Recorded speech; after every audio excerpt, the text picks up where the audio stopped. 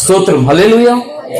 దేవుని పరిశుద్ధ వాక్య భాగంలో నుండి యోహాను సువార్త 18వ అధ్యాయము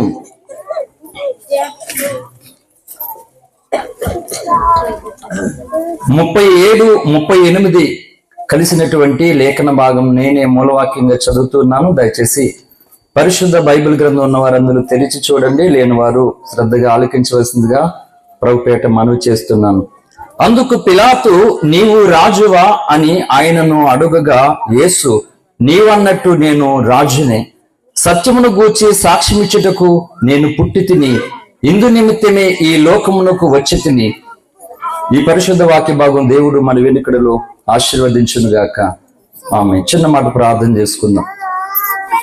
మహోన్నతుడగు మా తండ్రి, సర్వకృపానిధగు మా ప్రభువా, మీ పరిశుద్ధమైన మహోన్నతమైన ఘనమైన శ్రేష్టమైన నామాన్ని బట్టి మిమ్మల్ని స్తుతిస్తున్నాం. దేవుడు అయినటువంటి నిన్ను మానవుడు అయినటువంటి మేము తెలుసుకునే కృపనిచ్చావు, ఆరాధించే భాగ్యమిచ్చావు తండ్రి. ఈ భూమి మీద నిన్ను వెంబడించడానికి మీరు మాకు అనుగ్రహించిన ఈ రక్షణ కొరకే మీకు స్తోత్రాలు చెల్లిస్తున్నాం. మా ప్రియులు మధు వారి ఇంట అయ్యా ఈ రాత్రి మీరు ఏర్పాటు చేసిన ఈ క్రిస్మస్ వేడుకను బట్టి మీకు వందనాలు. వచ్చినటువంటి కుటుంబము, బంధుమిత్రులు, సంఘము అందరినీ కూడా మీరు దీవించండి, ఆశీర్వదించమని ప్రార్థిస్తున్నాను.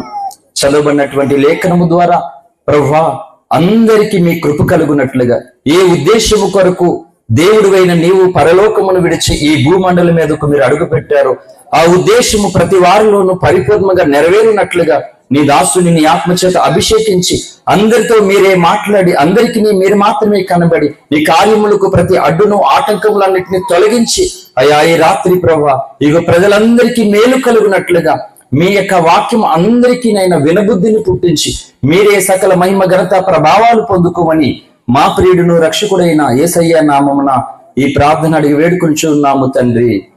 ఆమేన్, ఆమేన్, హల్లెలూయా. దేవుని పరిశుద్ధ నామానికి మహిమ కలుగును గాక. ఈనాటి క్రిస్మస్ వేడుకకు ప్రేమతో మమ్మల్ని ఆహ్వానించినటువంటి మధు కుటుంబస్తులందరికీ, అలాగనే ఇక యేసయ్య జన్మదిన ఈ వేడుకకు ఆయా స్థలాల నుండి వచ్చినటువంటి మీ అందరికీ మరి యేసుక్రీస్తు యొక్క నామంలో క్రిస్మస్ శుభములు కలగాలని మనసారా నేను కోరుకుంటూ ఉన్నాను. అందరికీ హ్యాపీ క్రిస్మస్. హల్లెలూయా. మంచిది. ఎంతో సమయం చెప్పను, దయచేసి ఎవరు కూడా ఇబ్బంది పడవద్దు. అంటే మన కార్యక్రమాలన్నీ కూడా త్వరగానే మనం ప్రారంభించుకొని మరి బిఫోర్ 9కే మనం క్లోజ్ చేసుకోవడం జరుగుతుంది కనుక అలాగే మనం క్లోజ్ చేసుకుంటాం. హల్లెలూయా. ఈరోజు భూమి మీద ఉన్నటువంటి ప్రజలందరికీ కూడా తెలిసినటువంటి సత్యము ఏంటి అంటే, యేసు ప్రభు అనేటువంటి ఆయనను గూర్చి క్రైస్తవులందరూ కూడా సెలబ్రేట్ చేసుకుంటూ ఉన్నారు అని ప్రజలందరికీ కూడా తెలుసు. అయితే క్రైస్తవులు మాత్రమే సెలబ్రేట్ చేసుకునేటువంటి పండుగ కాదు ఇది. ఇక ఒక వర్గానికి, ఒక ప్రాంతానికి, ఒక కులానికి, ఒక మతానికి చెందినటువంటి పండుగ కానే కాదు. సత్యము నిమిత్తము నేను పుట్టి, సత్యమును గూర్చిన సాక్ష్యము నిమిత్తము నేను పుట్టి తిని అని దేవుడు సాక్ష్యమిస్తూ ఉన్నాడు. ఈ భూమి మీద ఏ సబ్జెక్ట్ నైనా మనం చాలా డెప్త్గా మనం తెలుసుకోవచ్చు. అనేక శాస్త్రాలు ఉన్నాయి భూమి మీద. ఏంటి, ప్రతి శాస్త్రాన్ని వారి వారి పరిశోధనలో వారు చాలా డెప్త్గా వెళ్ళి తెలుసుకోగలిగారు. కానీ సృష్టికర్త అయినటువంటి దేవుని గూర్చి మాత్రము పరిశోధనలు కలగడం లేదు. అంటే పరిశోధించేటువంటిది ఎలా పరిశోధించాలి? పురావస్తు శాస్త్రం ఉన్నది. ఈ భూమిలో ఎక్కడ ఏ ఖనిజం దొరుకుతుంది, ఏ నేలలో ఎలాంటి ఖనిజాలు దొరుకుతాయో పురావస్తు శాస్త్రంలో వారు పరిశోధన చేయగా ఈ బంగారం ఎక్కడ దొరుకుతుందో, ఈ ఇనుము ఎక్కడ దొరుకుతుందో, calcium, cobalt, zinc, phosphorus, potassium, iron, ఈ ఎవ్రీథింగ్ మొత్తానికి ఈ యొక్క ఎలిమెంట్స్ అన్ని కూడా భూమిలో ఏ నేలలో దొరుకుతాయో మనకు తెలియదు. ఎందుకంటే మనం దాని గురించి మనకు జీరో నాలెడ్జ్. అది పురావస్తు శాస్త్రులు, ఆ శాస్త్రవేత్తలు అది పరిశోధించినప్పుడు వారికి మాత్రమే తెలుస్తుంది. అలాగే వైద్య శాస్త్రము కానీ, ఖగోళ శాస్త్రము కానీ, రసాయన శాస్త్రం కానీ, ఏ శాస్త్రమైనా పరిశోధిస్తేనే గాని ఆ పరిశోధనలో ఇది అని తేలలేదు. పరిశోధిస్తేనే గాని ఒక సంగతి బయటకు మరి ఆ సత్యము కనబడలేదు. హల్లెలూయా. ఎవరైతే పరిశోధించారో అప్పుడు సంగతి అందరికీ తెలిసింది. అలాగనే సృష్టికర్త అయినటువంటి దేవుడిని గూర్చి కూడా ఎవరో ఏదో చెప్పారు వినొద్దు. ఒక పాస్టర్ అని, ఒక క్రైస్తవుడని నేను ఏదో చెప్తున్నాను వినొద్దు. వినదగునెవ్వరు చెప్పినా విననంతని వేగిరపడక కనికల్ల నిజము తెలిసిన వాడే మహిళ సుమతి. పద్దెన గారు ఈ పద్యాన్ని చెప్పారు. ఏ సంగతినైనా అతడు ఏ కులానికి ఏ మతానికి చెందినవాడు చూడొద్దు, గాని అతడు చెప్తున్నటువంటి ఒక సంగతిని గూర్చి ఫస్ట్ ఆఫ్ ఆల్ వినాలి అంట. ఇలా వినకుండా ఏ సంగతి ఎవరికి అర్థం కాదు. స్కూల్కి వెళ్తున్నటువంటి పిల్లలు, కాలేజీకి వెళ్తున్నటువంటి పిల్లలు, కొన్ని ట్రైనింగ్ క్లాస్కి వెళ్తున్నటువంటి వాళ్ళు అక్కడ ఏదైనా వింటేనే కదా వారికి వచ్చేది. అలా వినకపోతే ఏమీ రాదు. చాలా మంది ఇప్పటికీ బాధపడుతున్నారు. ఆ రోజు స్కూల్లో టీచర్ చెప్పేటువంటి పాఠాలు సరిగ్గా మేము వింటే ఈరోజు మా బ్రతుకులు ఎందుకు ఇలా ఉండేవి అంటారు. అవునా కదా? అలా వినాలి అంట. విన్నప్పుడు ఆలోచించు, అన్వేషించు, న్యాయముగా ఉందా, సత్యమా లేదా చూసుకోవాలి. నువ్వేమి ఆలోచించకుండానే అది న్యాయమా కాదా, సత్యమా కాదా ఏమీ తెలుసుకోకుండానే ఇది రాంగ్, ఇది తప్పు, ఇది కరెక్ట్ కాదని ఎలా అంటాం? హల్లెలూయా. కనుక నేనేం చెప్తున్నానంటే ఈ రాత్రి క్రిస్మస్ అంటే కేక్ కట్ చేసుకుని మంచి వంటకాలు వండుకొని కొత్త బట్టలు వేసుకుని క్యాండిల్ సర్వీస్ చేసుకునేది కాదు. క్రిస్మస్ అంటే ఈ విశ్వలోకాలను సకల బ్రహ్మాండములను కలుగజేసినటువంటి ఆ దేవుడు ఎందుకు మానవ రూపాన్ని ధరించవలసి వచ్చింది? ఇక్కడ ఒక సంగతి చెప్తున్నాను. అసలు దేవుడు అనేటువంటి వ్యక్తి ఎవరైనా సరే, అవతార పురుషులు అనబడిన వారు కానీ ఎవరైనా కానీ అసలు ఎందుకు పుట్టవలసి వచ్చింది? దేవుడు ఎందుకు పుట్టాలి? దేవుని పుట్టుకు గల కారణం ఏంటి? ఇది పరిశోధించాలి. చాలా మంది అంటారు మన తాత ముత్తాతలు ఏదైతే నమ్మారో అది చేయాలి అని అంటారు. మరి అలా అంటే తాత చదువుకోలేదు, తాతకి ఏమి తెలియదు, సైన్స్ తెలియదు తాతకి. తాత ఈ రాత్రి పగలు ఎలా ఏర్పడుతున్నాయి చెప్పు తాత అంటే నాకు తెలియదు అంటాడు తాత. అదే స్కూల్కి వెళ్ళిన పిల్లగాడు, నేను చదువుకున్నప్పుడు 98 ఆ టైంలోనే 4th క్లాస్ చదువుతున్న సమయంలోనే భూమి తన చుట్టూ తాను తిరుగుతూ ఉండడం వలన భూభ్రమణం కలుగుతుంది. భూమి సూర్యుని చుట్టూ తిరగడం వల్ల భూ పరిభ్రమణం కలుగుతుంది. అప్పుడు ఈ రాత్రి పగళ్ళు ఏర్పడుతున్నాయి. భూమి తన చుట్టూ తాను తిరుగుతూ ఈ 24 అవర్స్ రాత్రి పగళ్ళు ఏర్పడితే భూమి సూర్యుని చుట్టూ తిరుగుతూ ఉండడం వల్ల 365 రోజులు పడుతుంది మాట. హల్లెలూయా. చిన్నప్పటి నుంచి మా ఇల్లు అక్కడే ఉంది, భూమి తిరుగుతుందంటే నేను ఎలా నమ్మాలి చెప్పండి? అంటే ఇది సైన్స్, ప్రతి ఒక్కరూ ఒప్పుకుని తీరవలసిందే. అలాగన పరిశోధనలో శాస్త్రీయంగా అన్ని విధాలుగా మనం పరిశీలన చేసినప్పుడు ఒక సంగతి అనేది అర్థమవుతుంది. కనుక దేవుడు ఎందుకు పుట్టాలి? ఏ పని ఉంది భూమి మీద? దేవునికి పుట్టవలసిన అవసరం ఏముంది? దేవుడు ఎందుకు పుట్టాలి? ఎందుకు మరణించాలి? మళ్ళీ ఎందుకు రావాలి? కొన్నిసార్లు ఏమనిపిస్తుంది అంటే అసలు భక్తి అంటే ఏంటి? అంటే భక్తిలో దేని యందు మనం విశ్వాసం ఉంచాలి. What is the faith? ఏంటి నీ విశ్వాసం ఏంటి? అంటే దేని గురించి నీ విశ్వాసం? సింపుల్ గా చెప్పాలంటే ప్రపంచ దేశాలలో భారతదేశం అనేది ఎప్పుడు కూడా ఒక ప్రత్యేకింపబడినటువంటి దేశం. అయితే ఎందుకు ప్రత్యేకింపబడినటువంటి దేశం అంటే అసతోమ సద్గమయ, తమసోమ జ్యోతిర్గమయ, మృత్యోమ అమృతంగమయని ప్రపంచ దేశాలలో ఏ వ్యక్తి కూడా పలకనటువంటి మాట ఈ భరతగడ్డ మీద పలకబడింది మహర్షుల చేత. హల్లెలూయా. ఓ పరమాత్ముడా, ఓ పరాత్పరుడా, మేము అసత్యంలో ఉన్నాం, మాకు సత్యము కావాలి. తమస్సు అనగా అందరికీ బాగా పరిచయం, చీకటి. మేము చీకటిలో ఉన్నాం, మాకు వెలుగు కావాలి.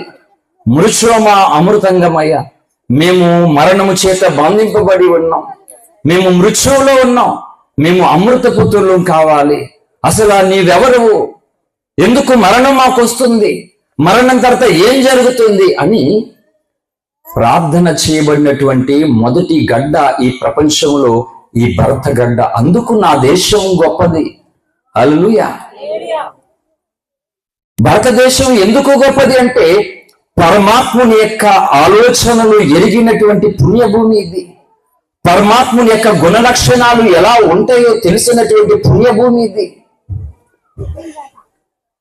అనేక మార్లు ఉపన్యాసాలు ఇస్తున్నటువంటి చిన్నజీవ స్వామీజీ గారు కూడా చెప్పారు, దేవుళ్ళు కాదు దేవుడు. హల్లెలూయా. బైబిల్లో కూడా ఎలోహిం, హెబ్రీ భాషలో ఎలోహిం అని చెప్పబడింది. అంటే దేవుడు ఒక్కడే గాని కొన్నిసార్లు సింగులర్ కనబడదు, ప్లూరల్ వస్తుంది మాట. దేవుళ్ళు అంటే ప్లూరల్, అంటే ఒకటి కంటే ఎక్కువగా. దాన్ని ఐందత్వములో త్రిత్వముగా ఈ త్రిమూర్తులని చెప్పారు. బైబిల్లో త్రిత్వం అనే పదం లేకపోయినా ఈ త్రిత్వాన్ అది ఎక్కడి నుంచి వచ్చిందంటే ఎలోహిం పదం నుండి వచ్చింది, హెబ్రీ భాష పదం ఇది. ఆయన కూడా చెప్పాడు, దేవుళ్ళు కాదు దేవుడు ఒక్కడే. దేవతలు అనబడినవారు, దేవుళ్ళు అనబడినవారు అనేకులు ఉన్నారు, కానీ దేవుడు మాత్రము ఒక్కడే. సృష్టికర్త అయిన వాడు ఒకడే. ఆకాశము కింద ఉన్న అన్ని జాతుల ప్రజలను సృష్టించిన వాడు ఒకడే ఒకడే ఒకడే. అల్లా ఏక్ శబ్ద మాలిక్ హై, ఏకో నారాయణ అని ఖురాన్ షరీఫ్ బైబిల్ ముక్త కంఠముతో ఒకడే ఒకడే ఒకడే అని చెప్తూ ఉన్నది. అంటే మరి ఒకడే అనబడుతున్నటువంటి ఈ దేవుణ్ణి గూర్చి ఇన్ని రకాలుగా ఎందుకు ఇలా కలిగిపోయింది అని అంటే అది చెప్తున్నాను. దేవుని యొక్క గుణ లక్షణాలు ఈ మహర్షులు అడిగారండి. నా దగ్గర అష్టాదశ పురాణాల సారాంశం, 4 వేదాల ఋగ్వేదం, యజుర్వేదం, సామవేదం, అథర్వ వేదాల సారాంశం నా దగ్గర ఉన్నది. తీసుకొద్దాం అనుకున్నాను. కొంతమందికి విరేచనాలు వాంతులు అయిపోతాయేమో అని తీసుకురాలేదు నేను. హల్లెలూయా. ఏంటి పాస్టర్ గారు బైబిల్ పక్కన ఇవన్నీ పెట్టుకున్నాడని కొంతమందికి చెప్పవలసినటువంటి వినవలసిన సంగతి వినకుండా మిస్ అయిపోతారేమో. సరే, అవి లేకపోయినా ఇక్కడ ఉంటాయి. హల్లెలూయా. అంటే అవసరాన్ని బట్టి చెప్తూ ఉన్నాను, ఎవరిని కూడా హట్ చేయాలనే ఉద్దేశం అనేది కానే కాదు. కానీ ఏంటి, పరమాత్ముని అడిగారు, ఓ పరమాత్ముడా నీవు ఎక్కడ ఉంటావు అని అంటే ఆయన చెప్పాడు, నేను సర్వాంతర్యామని. దేవుడు ఎక్కడ ఉంటాడు? జోసెఫ్ ఆస్టర్ గారు ఎక్కడ ఉంటాడని మిమ్మల్ని ఎవరన్నా అడిగితే ఎక్కడ ఉంటారని చెప్తారు? ఏమో, ఎక్కడైనా ఉండొచ్చు అంటారా? లేదు, చిన్న వలసలో ఉంటాడు. వాక్య పరిచర్యకి ఎక్కడికైనా వెళ్ళొచ్చు. కేర్ ఆఫ్ అడ్రస్ వచ్చి బై బర్త్ ప్లేస్ ఇది. హల్లెలూయా. దేవుణ్ణి అలా అడిగితే ఏం చెప్పాడు? నేను సర్వాంతర్యామిని అని చెప్పాడు. సర్వాంతర్యామి అంటే అర్థం ఏంటి? ఆకాశము కిందకు, ఈ భూమండలం మీద ఏ ప్రాంతానికి నువ్వు వెళ్ళినా అక్కడ నేను ఉంటాను. అందుకే మోషే ప్రవక్త నిర్గమకాండం 3వ అధ్యాయంలో మొదటిలో నీ పేరేంటి అని అడిగాడు. ఏమని చెప్పాడు? నేను ఉన్నవాడను అనువాడను. ఉన్నాడు అంట. ఎప్పటి నుంచి ఉన్నావు అంటే ఈ సృష్టి లేనప్పుడు నుంచి ఉన్నాడు ఆయన. ఇంకా ఈ సృష్టి అనేది కలగక మునిపే ఉన్నాడు దేవుడు. ఏంటి, నేనైతే ఓ 35 ఏళ్ల క్రితం నేను లేను, ఓ 100 ఏళ్ల క్రితం మా తాత లేడు. మన ఉనికిలోనికి మనం వచ్చాం ఒకరి ద్వారా, కానీ దేవుడు అలా లేడు.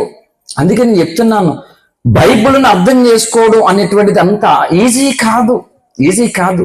ఎన్నో శాస్త్రాలే పరిశోధించి తల పండిపోయినా ఇంకా అర్థం కాలేదని శాస్త్రవేత్తలు వారు ముగింపు పేజీలో ఇంకా తెలుసుకోవాల్సింది చాలా ఉన్నదని చెప్పారు. ఎందుకు?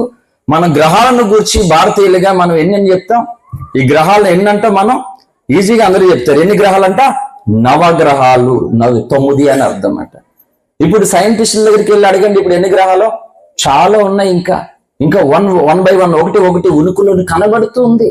అంటే ఖగోళ శాస్త్ర పరిశోధకులకి కూడా ఎన్నో రహస్యాలు ఇంకా అర్థమవుతూ ఉన్నాయి. అలాగనే దేవుని గూర్చి ఒక్కసారి నేర్చేసుకోవడానికి అవ్వదు, ఒక పుస్తకాన్ని చదివేసినంత మాత్రం అవ్వదు. ఆయన అనంత శక్తి కలిగినటువంటి వాడు. అయితే ఆ అనంత శక్తి కలిగినటువంటి దేవుడు ఈ భూమి మీద పుట్టినటువంటి ప్రతి వ్యక్తికి కూడా నీకు నేర్పించవలసిన సంగతులన్నీ నేర్పించాలనుకోవడం ఇది అసలైన దైవ చిత్తం.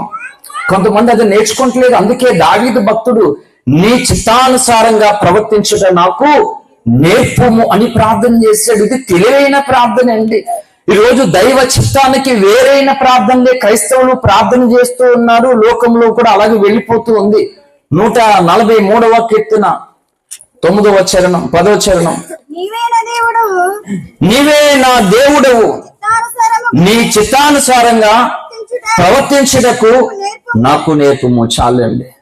ఊరికేనే కాదండి, దేవుడు భూమి మీద ప్రతి వారికి కూడా వారు పుట్టినది మొదలుకొని వారు ఆయుష్ కాలము నిండే వరకు కూడా వారు దేవుణ్ణి గూర్చి నేర్చుకోవలసిన సంగతులన్నీ నేర్పించాలనుకుంటూ ఉన్నాడు. కానీ నేర్చుకోవాలని ఆశ కలిగిన వారేది? ఎవరికి వారు బిజీ అయిపోయారు.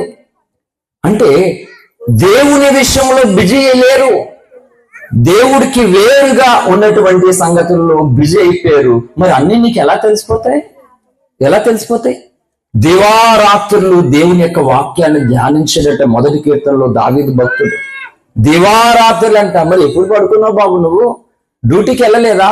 నువ్వు రాజు కదా, రాజ్యాన్ని పాలించలేదా నువ్వు?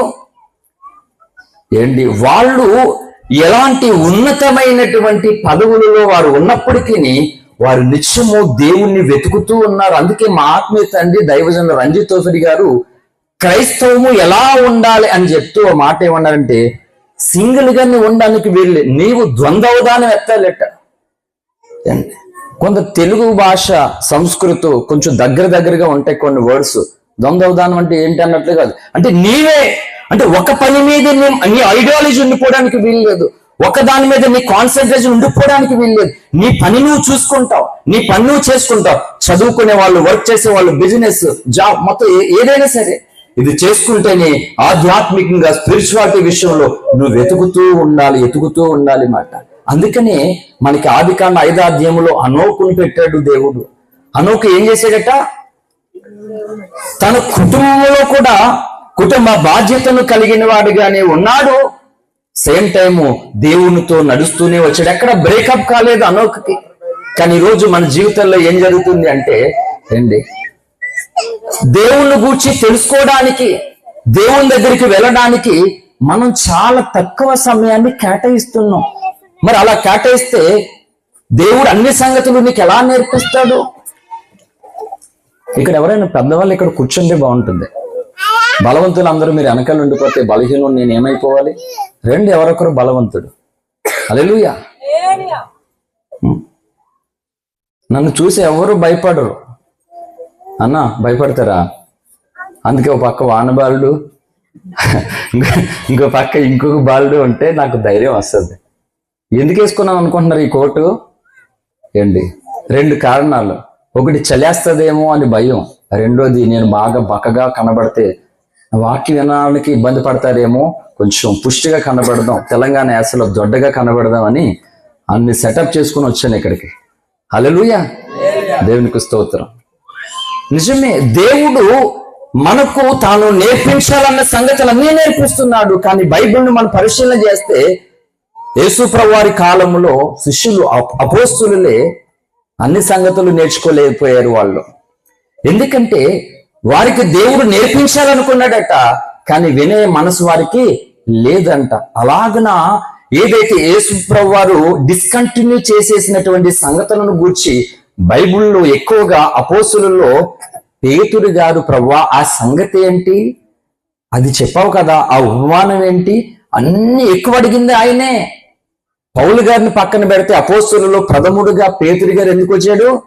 యేసు ప్రభువు వారి నోట పలికిన ప్రతి మాటను గూర్చి కూడా దాని భావజాలం తెలుసుకోవాలని ఆశ, ఆతృత కలిగిన వాడిగా ఉన్నాడు. ఊరికనే అయిపోరండి భక్తులు, ఊరికనే అయిపోరు. ప్రార్థించినంత మాత్రం అయిపోరు, పాటలు, ఆరాధన, కానుకలు చేసినంత మాత్రం అయిపోరు. దేవుడు నేర్పిస్తుండగా నువ్వు మార్చుకుంటూ ఉండాలి. ఏంటి, రెండూ జరగాలి మాట, రెండూ జరగాలి. అంత ఒకేసారి నేర్చుకోవడానికి అయిపోదు, కష్టం, మన వల్ల కాదు అసలు. నేను 6 గంటలు కంటిన్యూగా ప్రసంగం చేస్తే వింటారా? చెప్పాడు కానీ మరి అంత టూ మచ్ అండి, అంతసేపు అనకూడదండి. హల్లెలూయా కదా.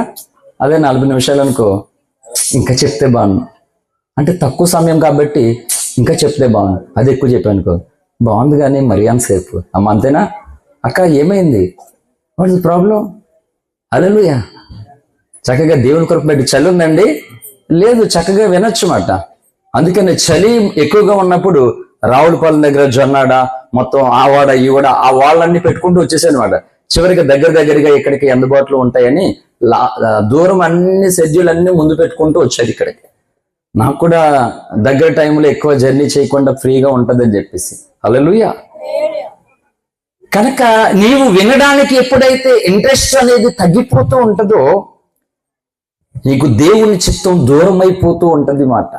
అందుకని వినగలిగే చెవి, గ్రహించు హృదయము కావాలంట. నేనేం చెప్తూ ఉన్నాను ఈ రాత్రి అంటే, నీవు ఎవరు అంటే సర్వాంతర్యామని, అన్ని స్థలాలలోనూ అన్ని కాలాలలోనూ ఉన్నవాడు అంట దేవుడు. కనుక మనము ఆయనను వెతకాలి వెతకాలి వెతకాలి. అది వెతకకపోతే మనకి అర్థం కాదు. యేసుప్రభువు ఏం చెప్పాడు? సత్యమును గూర్చి సాక్ష్యం ఇచ్చుటకు నేను పుట్టి తిని అన్నాడు. ఏంటి సత్యం అన్నాడు పిలాతు? ఈరోజు చాలా మంది ప్రశ్నలు అడుగుతున్నారు. ఈయనొక్కడేనా దేవుడు, ఇంకెవరూ కాదా అని ప్రశ్నలు అడుగుతున్నారు. మరి ఆన్సర్ తీసుకున్నావా నువ్వు అంటే తీసుకోరు. పిలాతులాగా అడిగాడా లేదా పిలాతు? మన మూలవాక్యంలో సత్యం అంటే ఏంటి అని అడిగాడు. సత్య సంబంధి అయిన వాడు నా మాట వింటాడు గాని సత్య సంబంధి కాని వాడు నా మాటలు వినడు అని యేసుక్రీస్తు ప్రభువారే చెప్పాడు. నేను చెప్తున్నాను, దేవుని గూర్చి తెలుసుకోవడం అనేది అంత ఆషామాషి విషయం కాదు. మొదటగా నీవు తెలుసుకోవాలి. నేను 50 రోజులు ఉపవాస ప్రార్థనలో ఒక ప్రసంగం చేశాను. అవసరం మీరు చెప్తున్నాను. ప్రసంగానికి పేరేంటంటే హూ ఆర్ యు? నీవు ఎవరు? నీవే. ఎవరి కోసమో కాదు. మనం ఎంత తెలివైన వాళ్ళం అంటే అందరి కోసం తెలుసుకుంటాం, మన కోసం తెలుసుకోం. హల్లెలూయా. అందరి కోసం తెలుసుకోవడం వల్ల తెలివైన వాళ్ళం కాదు, కానీ మన కోసం మనం తెలుసుకోవడం వల్ల తెలివైన వారు అవుతాం. ఏ తెలివి అంటే దేవుని కృప పొందినటువంటి తెలివైన వారు, దేవుని కృప పొందినటువంటి ధన్యులు అవుతాం అన్నమాట. హల్లెలూయా. నువ్వు మాత్రం బాప్తిజం పక్కా నీకు ఇంకా. హల్లెలూయా. మొదటిగా నా ప్రసంగంలో చప్పట్లు కొట్టేది తినే. కాబట్టి ఇంత చప్పట్లు కొట్టే మంచి మనిషి అది ఎందుకు దూరం అవ్వాలి? దూరం అవ్వడానికి వెళ్ళలేదు. హల్లెలూయా. ఓకే, అయితే మొట్టమొదటిగా దేవుళ్ళను గురించి, మతాలను గురించి సంగతులను పక్కన పెడితే ఒక మాట చెప్తున్నాను. ఫస్ట్ ఆఫ్ ఆల్, భారతదేశ ప్రజలుగా, భారతీయులుగా మనం ఉన్నాం. ఇక్కడ అసలైనటువంటి భక్తి అనేది ఇక్కడే ప్రారంభమైంది. ప్రపంచ దేశాలకి ఏంటి భక్తి అనే భావన తెలియక మునిపే ఈ గడ్డ మీదే భక్తి భావన అనేది కలిగింది. అందుకే భారతదేశం భక్తికి పుట్టినిల్లు. ఎందుకు భక్తి ఎందుకు చేయాలండి?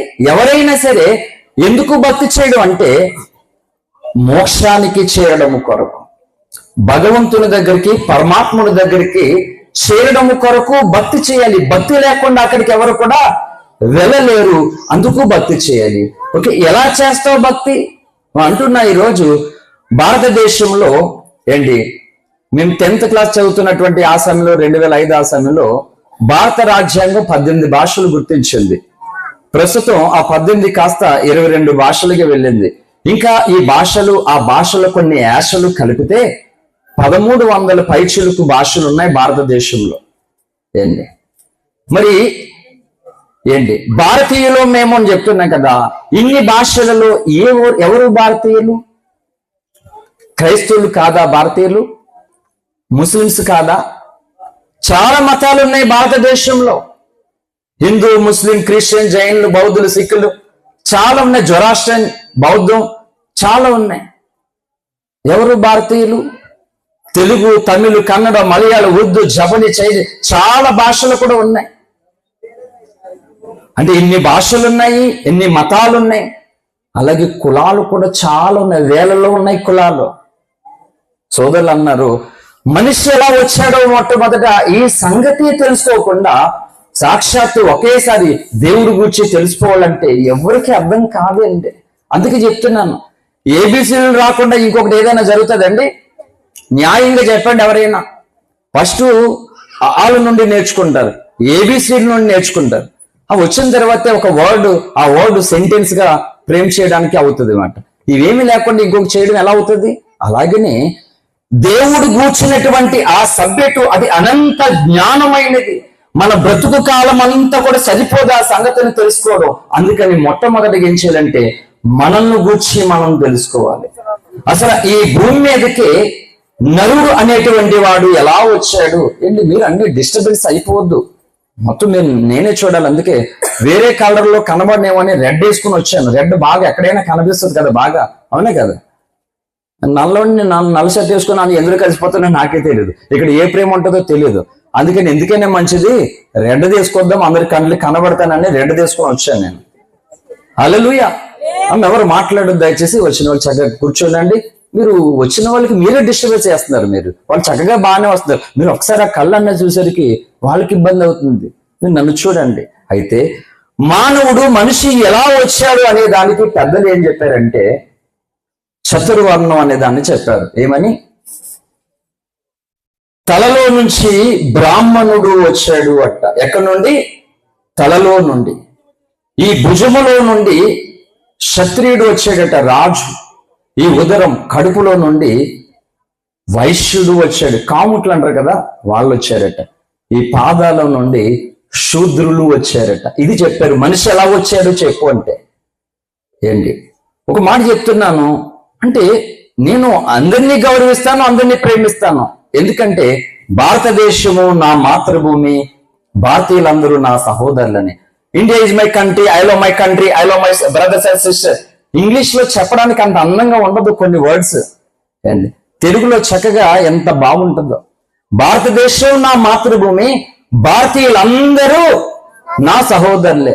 ఇది గవర్నమెంటే తరతరాలుగా చిన్న ప్రాయం నుండి ఈ ప్రతిజ్ఞ అనేది పిల్లలందరికీ నేర్పిన ఒక సంస్కారము. ఓకే, భారతీయులందరూ నా సహోదరులు కదా. ఎవరు భారతీయులందరూ? ఏ భాష మాట్లాడేవారు, ఏ మతానికి చెందిన వారు, ఏ కులంలో ఉన్నవారు, ఎవరు భారతీయులు? Who is the Indian peoples? ఎవరు భారతీయులు అంటే? ఎవరు భారతీయులు అంటే తెలుగు వాళ్ళే భారతీయులు అనుకుంటే మరి నార్త్ వాళ్ళు ఊరుకుంటారా? ఇప్పటికీ కూడా రాజకీయ రంగంలో కూడా సౌత్ కి నార్త్ వాళ్ళు అన్యాయం చేస్తూనే వచ్చారు. హిందీ రాష్ట్రాల వల్ల, హిందీ బెల్ట్ నార్త్ రాష్ట్రాలు మన సౌత్ రాష్ట్రాలకి అన్యాయం చేస్తూనే వచ్చాయి ఇప్పటి వరకు. ఏముంది, 2 రాష్ట్రాలు తెలుగు మాట్లాడేవారు ఎక్కువగా. భారతదేశంలో హిందీ మాట్లాడేవారు ప్రజలే ఎక్కువగా ఉన్నారు. అందులో తెలుగు వాళ్ళు కూడా తెలుగు మాట్లాడడం మానేస్తున్నారు ఈ మధ్య. ఒక్కొక్కటి ఇంగ్లీష్లోనో, ఒకటి హిందీలోనో, ఒకటి హిందీలో మాట్లాడుతుంటే అర్థం కాని పరిస్థితుల్లో అయిపోతూ ఉంది. ఇంకా తెలుగు భాష కనుమరుగైపోతున్న పరిస్థితి వచ్చింది. కాబట్టి చెప్పండి నిజంగానే. అందుకంటే నా ప్రసంగాలు, నేను మంచోని కాకపోవచ్చు, నా ప్రసంగాల్లో న్యాయం ఉంది, సత్యం ఉంది, ధర్మం ఉంది. ఆలోచించండి, అన్వేషించండి, సత్యాన్ని వెతకండి, సత్యలోకానికి దారి ఏదో తెలుసుకోండి. ఒకవేళ తెలిస్తే బాబు పాస్టర్ గారు ఆ దారి కాదు, మీరు ఎక్కడ కొంచెం మిస్ అయ్యారు, ఇగో సత్యలోకానికి దారి ఇది అని చెప్పండి. హల్లెలూయా. అది చెప్పండి. అది చెప్పకపోగా నువ్వు చెప్పొద్దు అనే రైట్స్ లేవు కదా. అందుకని ఏ కులవారు భారతీయులు, ఏ మతం వారు భారతీయులు, ఏ భాష మాట్లాడేవారు భారతీయులు అంటే చెప్పలేరు ఎవరు కూడా. అందుకని ఈ 4 వర్ణాలు ఎలా వచ్చాయండి?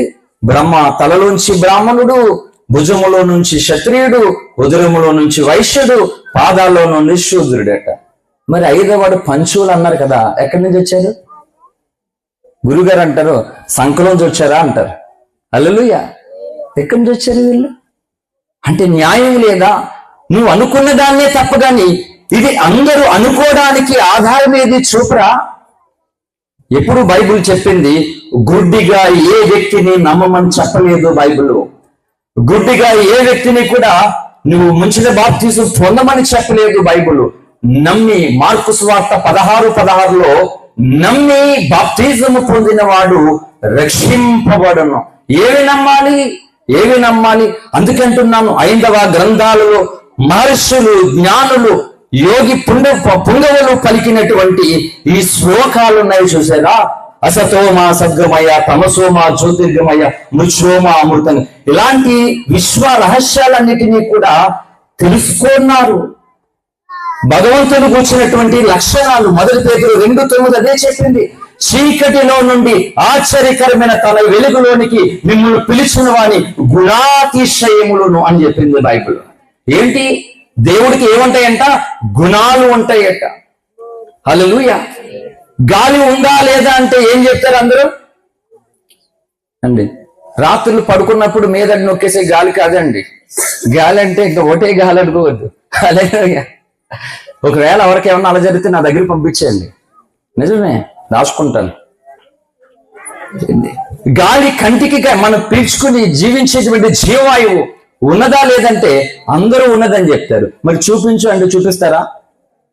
అలాగే దేవుడు ఉన్నాడు, ఆయన మనకి కనబడితే చచ్చి ఊరుకుంటాం మనం. ఒక సూర్యుడినే చూడలేం, ఉదయించే సూర్యుడిని మనం నిటారుగా చూడలేము.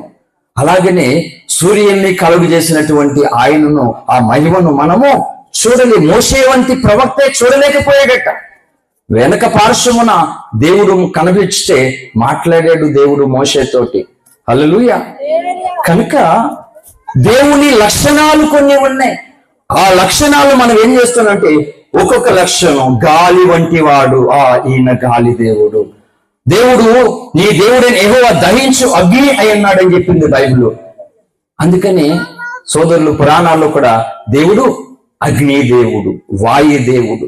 ఇలాగ అన్నమై ప్రజాపతి, అన్నమే ప్రజాపతి అంటే అన్నం పరబ్రహ్మ స్వరూపం. మనం తినే ఆహారము దేవుని స్వరూపము. నేనే జీవాహారం అన్నాడు యేసు ప్రభువు యోహాను సువార్త 14లో. హల్లెలూయా. ఇవన్నీ కూడా దేవుని గుణాలు, దేవుడి లక్షణాలు మాట. ఒక్కొక్క లక్షణాన్ని ఒక్కొక్క రకమైనటువంటి మార్చినారు.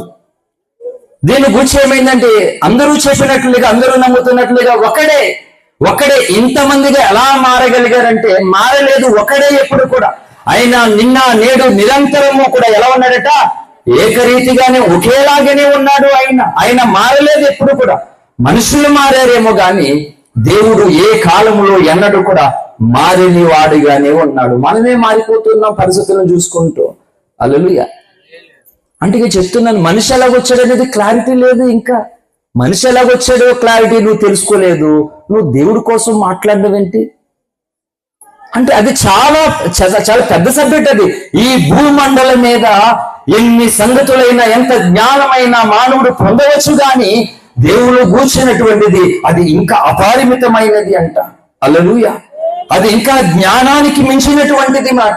అందుకని ఫస్ట్ ఆఫ్ ఆల్ ఈ సృష్టిని గూర్చి, మనల్ని గూర్చి మనం తెలుసుకున్న నాడు దేవుడు మనకి అర్థమవడం మొదలు పెడతాడు. ఎలా వచ్చాడు మనిషి అంటే ఏం చెప్పారు సోదరులు?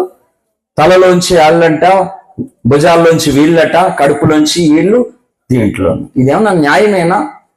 పోనీ చెప్పండి. ఇది అందరూ యాక్సెప్ట్ చేస్తారని చెప్పండి. పోనీ ఇది రాజ్యాంగం చేత ఆమోదించండి. పోనీ మానవుడు ఎలా వచ్చాడు, ఇది సైన్స్, ఇది లేఖన ఆధారం అని చెప్పగలుగుతారా? బైబిల్ చెప్పింది మనిషి ఎలా వచ్చాడో.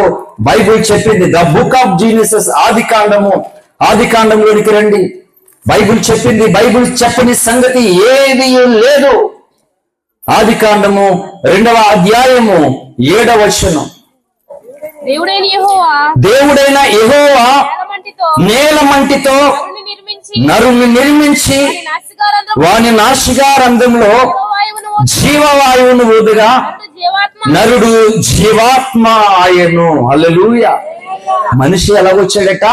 తలలోంచా, భుజాల్లోంచా, కడుపులో నుండా, కాళ్ళలో నుండా కాదట. చాలా మంది అంటారు, అమ్మా నాన్న కడుపులోంచి రాలేదు నువ్వు చూడండి అని చాలా మంది అపహాస్యంగా మాట్లాడుతూ ఉన్నారు. అమ్మా నాన్న ద్వారానే వచ్చాం మనం. మరి లోకములో మొట్టమొదటి వాడు ఎలా వచ్చాడు అంటే ఆ పూర్వ పదాలు వద్దట, మూలాలు వద్దట. కానీ మధ్యలో వచ్చిన కులాలు కావాలి, మధ్యలో కనబడుతున్న మతాలు కావాలి, మధ్యలో అన్నీ కావాలి. ఫస్ట్ 2వ తారీఖుని చెప్పాను ఈ భాషలు ఎలా వచ్చాయో చెప్పాను. ఆ ప్రసంగం ఉంది చూడండి. ఇన్ని భాషలు ఎలా వచ్చాయో, ఈ మధ్యలో ఈ సముద్రాలు, ఈ ఖండాలు ఎలా విభజించబడ్డాయో 2వ తారీఖు ప్రసంగంలో నేను చెప్పాను అన్నమాట. హల్లెలూయా. కనీసం నేను చెప్తున్న అవసరాన్ని బట్టి నా ప్రసంగాలు కనీసం మీరు జాగ్రత్తగా ఫాలో అవుతే బైబిల్ కాలేజీకి వెళ్ళవలసిన అవసరమే లేదు. బైబిల్ కాలేజీకి వెళ్తే ఏమీ లేదు, కొన్ని బేసిక్స్, చారిత్రకమైన సంగతులు చెప్తారు అంతే. నేను వెళ్ళలేదు బైబిల్ కాలేజీకి. నాకు దేవుని కృపను బట్టి పౌలు లాంటి ఒక గురువు దొరికాడు. యేసయ్య పాదాలు ఎలా పట్టుకోవాలో, సుఖం వచ్చినప్పుడు, కష్టం వచ్చినప్పుడు, ఏది కలిగినా విడవక ఆయన పాదాలు ఎలా పట్టుకోవాలో అది నేర్పించేటువంటి గురువు దొరికాడు. అందుకే గురువు లేని విద్య ఏమంట? ఖచ్చితంగానే మనమేమి ఏకలవ్యులం కాదు, ద్రోణాచార్యుడు పెట్టేసుకుని చేసేయడానికి. పౌలు గారు అందుకే అన్నారు ఫిలిప్పీ పత్రిక 2:12 ఏమన్నారు? పౌలు గారు ఏమన్నారు? నేను మీతో లేని ఈ కాలమందు భయముతోనూ వణుకుతోనూ మీ సొంత రక్షణను కొనసాగించుకుంది అన్నాడు. అంటే ఉన్నప్పుడు అని చెప్పాడా? లేనప్పుడు అంట. అంటే అన్నిసార్లు ఉండడానికి అవ్వదు. దేవుడు కొన్నిసార్లు మనకి కనబడడు. అంటే ప్రార్థనలు ఆ స్పర్శ మనకి కనబడదు. దేవుడు లేడేమో, ఇంత ప్రార్థిస్తుంటే ఎందుకు దేవుడు రిప్లై ఇవ్వట్లేదు, లేడేమో, ఆయన నన్ను వదిలేసాడేమో, నేను ఆయనకి ఇష్టంగా లేనేమో అన్నటువంటి కొన్ని అనుమానాలు, అపోహలు వస్తాయి. హల్లెలూయా.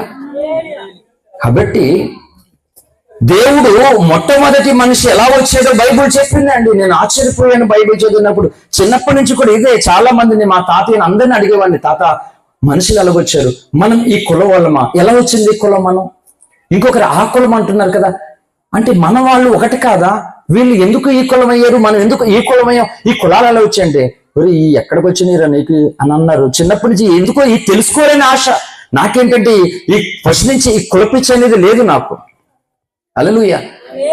అందరూ ఒకటే అన్నటువంటి దాంతో చిన్నప్పటి నుంచి అలాగే పెరిగాను. కానీ ఉండే కొద్దికి, స్కూల్కి ముందుకి వెళ్ళే కొద్దికి కులాలు కనబడుతున్నాయి. యేసు ప్రభు దగ్గరికి వచ్చేసరికి కూడా ఇదే ఊర్లో నేర్చుకున్నాను ఏమంటే, ఈయన మాదిగల దేవుడు, మన కులాల దేవుడు కాదని చెప్పారు. ఓహో, మనకి ఇలా ఉన్నట్లుగా వీళ్ళకి అలా ఉంటారా, ఒక్కొక్క కులానికి ఒక దేవుడా అని చిన్నప్పుడు అదే నేర్చుకున్నాను నేను. తాతయ్యని అడిగాను చాలా పెద్దలు ఇక్కడ భగవద్గీతను గూర్చి. అంటే నా చిన్నప్పుడు నేను ఆడుకుంటున్నప్పుడు, అప్పట్లో నాకు తెలిసి, ఇప్పుడు నాకంటే చాలా పెద్దవాళ్ళు, అంటే ఇంచుమించు ఒక 70-80 వయసు కలిగినటువంటి వ్యక్తులు కూడా ఏంటి వాళ్ళు కూడా తెలుస్తుంది. కొప్పాడి సత్యరాజు అనేటువంటి ఒక పెద్ద ఆయన ఉండేవారు ఇక్కడ.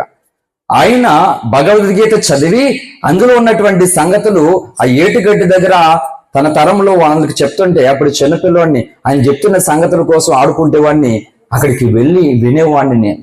ఎందుకో ఇంట్రెస్ట్ కలిగేది ఈ సృష్టి కోసం, మనుషుల కోసం, ఎందుకో ఆశ కలిగేది నాకు.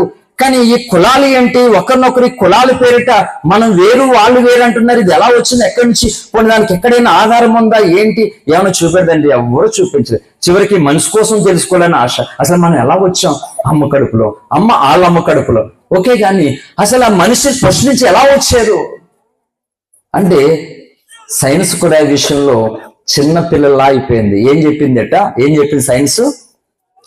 అమీబా వంటి ఒక జీవి ఉంది, అది కాలక్రమేణా ఒక జీవిగా మార్పు చెందుతూ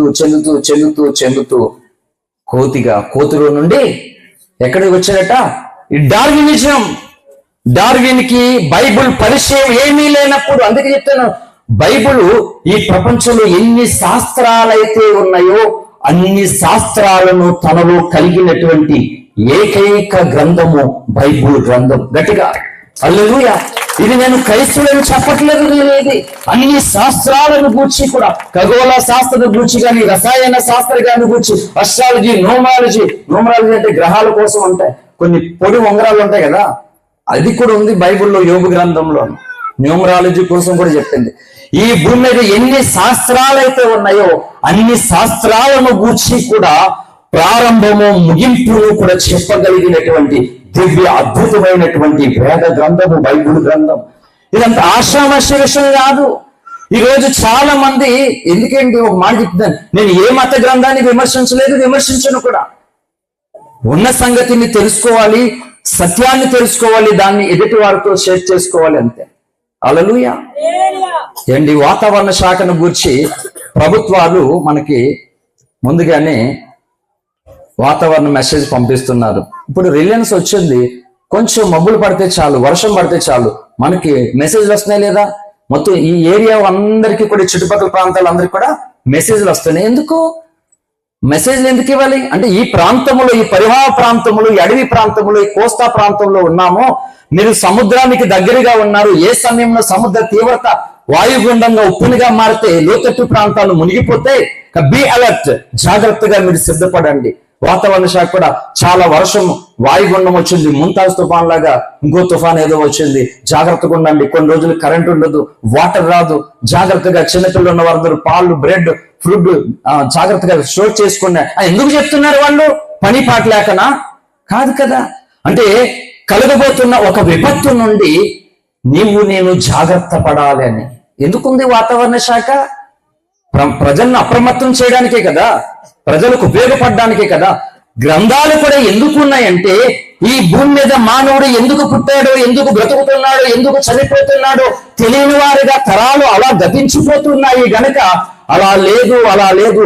పుట్టిన నీ జన్మకు కారణం ఒకటి ఉన్నది. బ్రతికే బ్రతుకు ఒక ఉద్దేశం, ఒక సంకల్పమై ఉండాలి. అందుకే బైబిల్ చెప్పింది, బ్రతుకు వారిక ఇక మీదట తమ కొరకు కాక తమ నిమిత్తము మృతి పొంది తిరిగి లేచిన వారి కొరకు అని అపోస్తులైన పౌలు గారు కొరింథీయులకు రాసినటువంటి 2వ పత్రిక 5వ అధ్యాయము 17వ వచనంలో పౌలు గారు ద్వారా దేవుడి మాట చెప్పాడు. హల్లెలూయా. కనుక మనిషి ఎలా వచ్చాడండి? చివరికి ఎక్కడికి తెచ్చారు అందరూ పెద్దలందరూ కలిపి అంటే కోతులోంచి వచ్చాడట. నేను ఇంటర్ చదువుతున్నప్పుడు తాళరేవులో ఒక జ్యోతిష్యుడు పండితుడికి నాకు అప్పటికి అసలు స్టార్టింగ్ ఏమో నమ్ముకున్నాను దేవుడిని. మామూలు రక్తం కాదు కదా, అప్పుడు ఎలా ఉంటది రక్తం? ఏ రక్తం? సూపర్, హల్లెలూయా. మరిగితేనే తెలుస్తుంది ఆట, లేకపోతే తెలియదు. మనల్ని ఎవరైనా ఒక మాట అంటాడు, అప్పుడు ఉడికిపోద్ది మాట రక్తం. హల్లెలూయా. ఉడికి రక్తమేమో ఇంటర్ చదువుకున్నాను, అప్పుడే రక్షణ పొందిన కొత్త కోత అంటాడు, అయినా మండిపోతుంది మనకి, రోడ్డు మీద చర్చ. హల్లెలూయా. అప్పుడు అంత కామన్ సెన్స్ అనేది నాకు కూడా తెలియదు.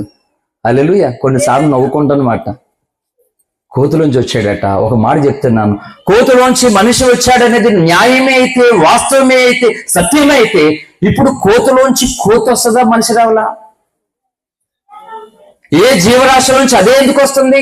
మానవుల నుండి మానవుడే వస్తున్నాడు, ఇంకో జీవుల నుండి ఇంకో జీవే వస్తుంది కదా. అందుకే బైబిల్ ఒక అల్టిమేట్ ట్రూత్ అండి. హల్లెలూయా. బైబిల్ చెప్పని సంగతులు ఇంకోటి చెప్పడానికి భూమండలం మీద అసలు అవకాశమే లేనే లేదు అసలు. హల్లెలూయా. నేను బైబిల్ పట్టిన క్రైస్తవుడిగా ఈ మాట చెప్పట్లేదు, ఈ సకల బ్రహ్మాండమును సృష్టించినటువంటి దేవుని నమ్మిన వ్యక్తిగా చెప్తున్నాను ఈ మాట. హల్లెలూయా. బైబిల్ గ్రంథాన్ని సోదరులు చదవకుండానే, అందులో ఏముందో అని తెలియకుండానే లోతు కుమార్తెల స్టోరీ అంటారు అండి, రకరకాల స్టోరీలు మాట్లాడుతున్నారు. బైబిల్ ఏం చెప్పిందంటే, ఆనెస్ట్ గా యథార్థంగా భూమి మీద మనుషులు వాళ్ళ జీవన విధానం ఎలా కొనసాగిందో, వాళ్ళు ఎక్కడ తొట్టిల్లారో, వారు ఎక్కడ పాపము చేశారు అంతా కూడా బైబిల్ చెప్పింది. భక్తుడైన దావీదే తప్పు చేస్తే దేవుడు ఏం చేశాడండి? బాటను చూపించాడు. అంత యథార్థమైన గ్రంథం బైబిల్ గ్రంథం. కానీ యేసు ప్రభువారు అన్నాడు ఆనాటి శాస్త్రులను పట్టుకుని, నాలో పాపం ఉన్నదని మీలో ఎవడు స్థాపించగలడు? ఆ మాట ఏ అవతార పురుషులు కూడా చెప్పలేకపోయారు ఆ మాట. హల్లెలూయా. ఈయన అన్నాడు, మరి ఆయన చూపించచ్చు కదా. బైబిల్లో మిగిలిన వారిని గూర్చి కాదు, బైబిల్ చెప్పింది అన్ని సంగతులు చెప్పింది. కానీ బైబిల్ రాయించినటువంటి దేవుని గూర్చి ఎవరు వెతికినా ఏం చేసినా కనబడదు. అందుకే చెప్తున్నాను, అష్టాదశ పురాణాలు, చతుర్వేదాలు, 108 ఉపనిషత్తులు. అందుకనే ఇప్పుడు కూడా మన హైందవ ధర్మంలో గుడి చుట్టూ 108 ప్రదక్షిణలు చేస్తారు. ఎందుకు అంటే 108 ఉపనిషత్తులు ఉన్నాయి. అందులో తిరుపతి దేవస్థానంలో దొరుకుతున్న పురుష సూక్తం అనేటువంటి ఒక పుస్తకం ఉన్నది. అందులో సృష్టికర్త గూర్చినటువంటి సంగతులు రాయబడి ఉన్నాయి. హల్లెలూయా. అందుకే రోజు సువార్త పట్ల భారము లేదు గనుక మిగిలినటువంటి వారిని రక్షించుకోవడం కొరకు, నశించిపోతున్నటువంటి ఆత్మల పట్ల ఆరాటము లేనందువలన ఏ సంగతులు క్రైస్తవులు తెలుసుకోవడానికి ఇష్టపడట్లేదు. ఒక గంట వాక్యం అంటే ఇంకా అయిపోయింది, బీపీ షుగర్ మొత్తం అన్ని పెరిగిపోయినట్టు అయిపోయింది. ఇంకా ఎన్నో సంగతులు. అంటే నీవు రక్షింపబడినట్లుగా మిగిలిన వారికి వద్దా? ఏ ఉద్దేశం కొరకు రక్షకుడు ఈ భూమండలం మీద అడుగు పెట్టాడు, ఆ ఉద్దేశం నువ్వు ఎరిగినప్పుడు ఆ ఉద్దేశాన్ని ఇతరులకు నువ్వు తెలియపరచవా? చేయలేదా? హల్లెలూయా. చేయడం లేదు, ఆ ఉద్దేశం చేయడం లేదు. రకరకాలుగా వెళ్ళిపోతున్నారు అందరూ కూడా. కనుక మానవుణ్ణి దేవుడు ఏం చెప్తూ ఉన్నాడంటే, కోతులో నుండి రాలేదు, నేల మట్టిలో నుండి మానవుడు వచ్చాడు. అందుకే పురాణాల్లో కూడా వీళ్ళు గూర్చి చెప్పబడింది. కనుక భూమి మీద ఉన్నటువంటి మనుషులు గూర్చి, అందుకంటున్నాను భారతీయులు ఎక్కువగా ఏమంటారంటే, మనము ఎవరు అంటే భూమాతా పుత్రులము, భూపుత్రులని మనం చెప్తారు. అందే ఎలా చెప్తారు? దీనికి రీజన్ ఏంటి? బైబిల్ అంటే 139వ కీర్తనలో భక్తుడైన దావీదు ఆ మాటను ఏకీభవిస్తూ ఉన్నాడు. అందుకని ఈడేం పాస్టర్రా బాబు బైబిల్ చెప్పడం మాని పురాణం అంటున్నాడు అనుకోవద్దు. సత్యాన్ని చెప్తూ ఉన్నాను. 139వ కీర్తన 15వ చరణం, నేను రహస్యమందు పుట్టిన నాడు భూమి యొక్క అగాధ స్థలములో విచిత్రముగా నిరింపబడిన నాడు నాకు కలిగిన ఎముకలు నీకు మరుగై ఉండలేదు. హల్లెలూయా. ఇది దావీదు భక్తుడు చేసినటువంటి ప్రార్థన. ఎక్కడి నుంచి అంటే మనం ఎక్కడి నుంచి వచ్చాం? అమ్మ కడుపులో నుండే, మట్టిలో నుండి, భూమి యొక్క అగాధ స్థలముల నుండి వచ్చామంట. అందుకని ఇప్పుడు కూడా పెద్దలు మనం అందరము భూమాత పుత్రులు అని అంటారు. ఎందుకు రిజెక్ట్ చేయడం దాన్ని? కొంతమంది క్రైస్తవులు కూడా తెలియకుండానే, దానికి అర్థం ఏంటో తెలియకుండానే తప్పు పట్టడం మార్చేసుకున్నారు. నా బండి మీద నేను ఓంకారం వేసుకున్నాను. నా బండి మీద ముందు డూము యాక్సిడెంట్ లో కొంచెం పగిలిపోయిన తర్వాత మారిపోయింది. ఇప్పుడు కాపరి ఎంచుకున్నాను. కానీ హైందవ సోదరులు మెచ్చుకున్నారు, క్రైస్తవ సోదరులు తిట్టుకున్నారు. హల్లెలూయా. నన్ను మెచ్చుకోవడం అంత ఆషామాషి విషయం కాదు. నన్ను తిట్టుకుంటే ఖచ్చితంగా లెక్కలోకి వస్తాయి ఎవరైనా సరే. హల్లెలూయా. అమ్మ కొడుకుని కాదు నేను, యేసయ్య కొడుకుని నేను. హల్లెలూయా. స్వామి వివేకానంద భారతదేశ గడ్డ మీద మానవత్వాన్ని కలిగినటువంటి గొప్ప జ్ఞాని మహర్షి. అమెరికా దేశంలో 1986 ఆ ప్రాంతంలో, 86 కాదు ఇంకా ముందే, ఆయన అమెరికా ప్రాంతంలో చికాగో అనేటువంటి పట్టణంలోనికి వెళ్ళినప్పుడు సర్వమత సమ్మేళనం జరిగింది. అప్పుడే జరిగిందండి, ఇప్పుడు జరగట్లేదు. సర్వమత సమ్మేళనం జరగట్లేదు. నేను అందుకే ముస్లిమ్స్ తో కలిసి ఉంటాను, నేను హిందువులతో కలిసి ఉంటాను, అందరితో కలిసి ఉంటాను. ఎందుకంటే సర్వ మతాలు వెతికినటువంటి సత్యవేద సారాంశాన్ని ఈ భూమండలం మీద ప్రజలకు తెలియపరచాలనేది దైవ చిత్తము, దైవ ఉద్దేశము గనక ఈ సర్వమత సమ్మేళనాన్ని నేను ఎంకరేజ్ చేస్తాను, ఏకీపిస్తాను. రేపు పొద్దుట యేసుక్రీస్తు ప్రభువారు నాకు ఆ కృపిస్తే కొంతమంది స్వామీజీలను, ముస్లిం పెద్దలను, క్రైస్తవ పాస్టర్లను అందరినీ ఒకే వేదిక మీదకు తీసుకుని వచ్చి నేను వాళ్ళకి ఉపన్యాసం ఇచ్చేలాగా ప్రోత్సహిస్తాను. హల్లెలూయా. అందుకంటున్నాను, దేవుడి మాట అంత ఈజీ కాదు అర్థమైపోవడానికి. ఈ స్వామి వివేకానంద గారు అమెరికాలో ఆయన స్పీచ్ చేస్తూ ఒక మాట చెప్తున్నాను, ఏ కులములో ఉన్నా, ఏ మతంలో ఉన్నా మనిషిని మనిషిగా చూడకపోతే నీ కులం దండగా, నీ మతం దండగా. నీకు ఎంత జ్ఞానం ఉన్నా సరే మనిషిని మనిషిగా చూడలేనప్పుడు, మనిషిలో మానవత్వాన్ని నువ్వు చూడలేనప్పుడు నిన్ను ఎవరు యాక్సెప్ట్ చేస్తారు? నిన్ను ఏ కులం, ఏ మతం కూడా నేను యాక్సెప్ట్ చేయదు మాట. ఈ దృక్పథాన్ని అమెరికా దేశంలో చాటించినటువంటి భారతీయ జ్ఞానము కలిగినటువంటి మేధావి స్వామి వివేకానంద. హల్లెలూయా. అందుకంటున్నాను, నన్ను విమర్శించడం అంత ఈజీ కాదు ఎవరికి కూడా. ఎందుకంటే మహర్షి వస్తాడు, ప్రవక్త వస్తాడు, బైబిల్ వస్తుంది, పురాణం వస్తుంది. ఎందుకు ఇదంతానంటే నేను చెప్తాను ముగింపులో, మూలవాక్యం ఏమి ఎత్తుకున్నానో అక్కడే టేకఫ్, అదే ల్యాండింగ్ కూడా. ఇంకో చోటకి వెళ్ళిపోయినాను. అసలు నా ప్రసంగాలన్నీ కూడా మూలవాక్యం లేకుండా ఉండదు, మూలవాక్యం ముగింపు లేకుండా కూడా ఉండదు. కన్ఫ్యూజ్ ఏమవుద్ది. కానీ అయితే ఈ కార్యక్రమం కొరకు ఇంచుమించు 4 రోజులు మధు కుటుంబం అంతా చాలా కష్టపడ్డారండి. మీరు ఒక ముక్కతో ముగించమని ఆమెనంటే వాళ్ళ కష్టాన్ని కొంచెమన్నా మనం అయినా ఎప్పుడో మనం మళ్ళా కలుసుకుంటాం. ఎప్పుడు కలుసుకుంటామో తెలీదు. టైం అయిపోగానే ఎవరికి వాళ్ళకి తిన్నాము ఉన్నామని కంగారు లేకుండా, కంగారుగా ఎవరికైనా వెళ్ళిపోతారు. దేవుడు భగవంతుడు మన అందరికీ అవకాశం ఇచ్చాడు. కొంచెం ఉందానండి. హల్లెలూయా. మళ్ళా నువ్వు బైబిల్ కాలేజీకి వెళ్ళి నేర్చుకున్నావన్నా నీకు టైం సరిపోదు, అవునా కదా? కాబట్టి అవకాశం ఉంది కాబట్టి కొద్దిగా ఇలాగ అనుకోవద్దు దయచేసి. వాళ్ళ కష్టం వ్యర్థం అయిపోవద్దు. సేమ్ టైము లూదియా హృదయాన్ని తెరిచినటువంటి దేవుడు కొందరి హృదయాలు తెరవడానికి ఇక్కడ పరిశుద్ధాత్మ దేవుడు అల్లాడుతూ ఉన్నాడు. హల్లెలూయా. ఆయన అల్లాడుతున్నప్పుడు ఆమేనడం న్యాయం కాదు కదా. అందుకని ట్రై టు అండర్స్టాండ్. హల్లెలూయా. ఆయన మానవత్వాన్ని చాటి చెప్పి ఏమన్నాడంటే, పరబ్రహ్మ తత్వమును మనకు ఎరిగించుటకు ఓంకారమే క్రీస్తు ఆయను అని ఆయన నోటితో ఆయనే చెప్పాడు. ఆయన ఈ వేద గ్రంథాల సారాంశాన్ని చదివినవాడు, బైబిల్ గ్రంథాన్ని కూడా చదివినవాడు గనక సృష్టికర్త గురించినటువంటి లక్షణాలు ఎలా ఉన్నాయో అది ఆయనలో కనబడ్డాయి. కాబట్టి హైందవులు దాన్ని ఓంకారం అని, మాయా అని అందరూ, క్రైస్తువులు దాన్ని క్రీస్తు అని అంటారు అని స్వామి వివేకానందులు గారు తన పుస్తకంలో రాశాడు ఆ మాట. అందుకే మా బాబు రంజిత్ పాల్కి పేరు పెట్టినప్పుడు ఆ కొటేషన్ నేను ఆ ఫ్లెక్స్ వేయించాను. అక్కడ జ్ఞానం లేకుండా, ఏమి తలాతోక లేకుండా నేను చేయను ఏది కూడా. ఏ పేరు పెట్టినా పరిశుద్ధాత్మ ఆమోదంతో నేను చేస్తాను. ఏ టైటిల్ పెట్టినా దేవుని అంగీకారంతోనే నేను చేస్తాను. నేను కనబడడానికి కాదు కానీ అందులో పరమాత్ముడు దాగి ఉన్న సంగతిని అందరికీ కనబడడానికి నేను పూనుకోవాలి అంతే. దానికి నువ్వు కూడా పూనుకోవాలి. ఆయన మాత్రమే కాదు, సమకాలీనంలో ప్రేమధార అనే రేడియో ఛానల్లో ప్రతిరోజు రాత్రి 7 గంటలకు అద్భుతమైనటువంటి వాక్యాన్ని క్రైస్తవ లోకానికి అందించినటువంటి వ్యక్తి ఆర్ఆర్కే మూర్తి గారు. ఏమీ తెలుసుకోవడం లేదు, అందుకే నశించిపోతున్న ఆత్మల పట్ల భారం లేదు. ఈజీగా ఇంకొకరిని తప్పు పట్టొచ్చండి, ఈజీగా ఇంకొకరిని మనము వేరేగా మాట్లాడచ్చు ఈజీగానే. దేవుడు రేపు పొద్దుట లెక్క అడిగినప్పుడు అప్పుడు మనం తప్పించుకోవాలి. అప్పుడు ఏములాగా నేను రాజులాగా ఆయన దగ్గరికి వెళ్తానని ఆ సిద్ధపాటు మనకు ఉండాలి. ఇప్పుడేమో బైబుల్ తప్పు, బైబుల్లో ఉన్నది అది సోదరులు మాట్లాడుతుంటే ఎందుకు ఐందవ సోదరులు క్రిస్టియన్లోకి వెళ్ళిపోతున్నారు? ఏముంది ఈ బైబిల్లో?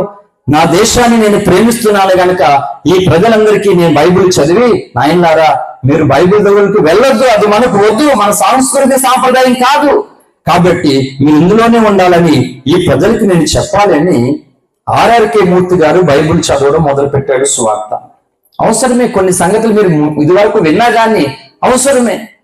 అలా చదివినటువంటి తర్వాత ఈ బైబిల్ వాయించిన దేవుడు నాకు కావాలన్నాడు. ఆయన ఎవరు మతం మార్చారండి?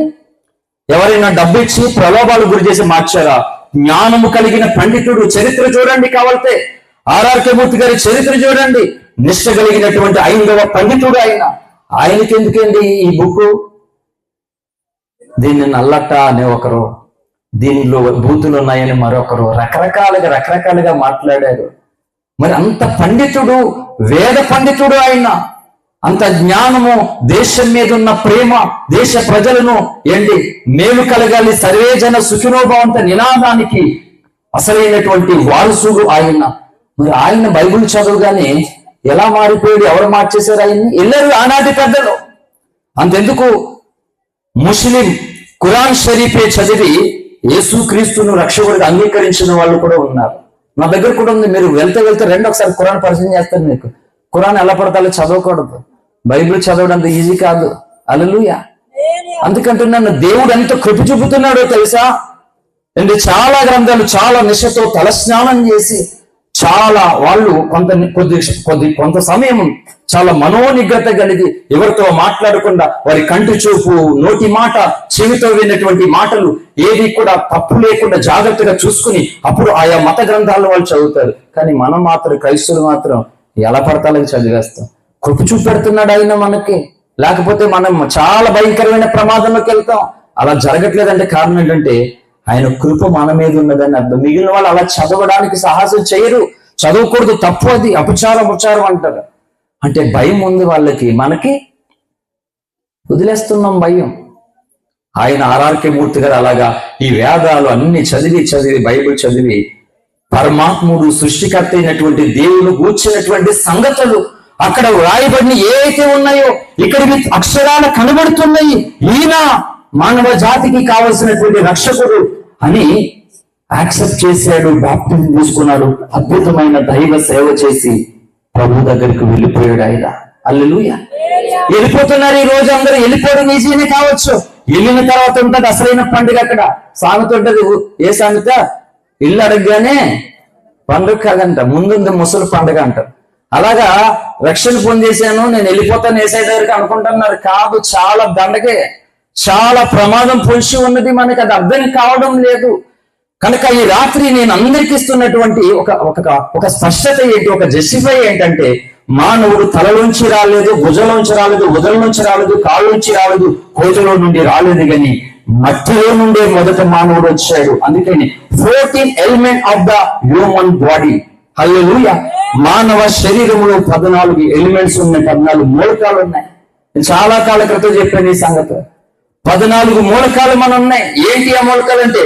కాల్షియం ఉంటుంది. కొంతమంది కొద్దిగా చిన్న స్కిడ్ అయిపడినా బోన్ ఫ్రాక్చర్ అయిపోద్ది, ఇరిగిపోతాయి. ఎందుకంటే కాల్షియం తక్కువైపోతే ఎముకలు ఇరిగిపోతాయి అన్నమాట. కాల్షియం ఎక్కువ ఉందనుకో ఎముకలు, బోన్స్ అంత తొందరగా ఇరగవు. అలా కాల్షియం, పొటాషియము, జింక్, ఐరన్, ఇలాగా ఈ ఎలిమెంట్స్ 14 కొన్ని మూలకాలు మన శరీరంలో ఉన్నాయి.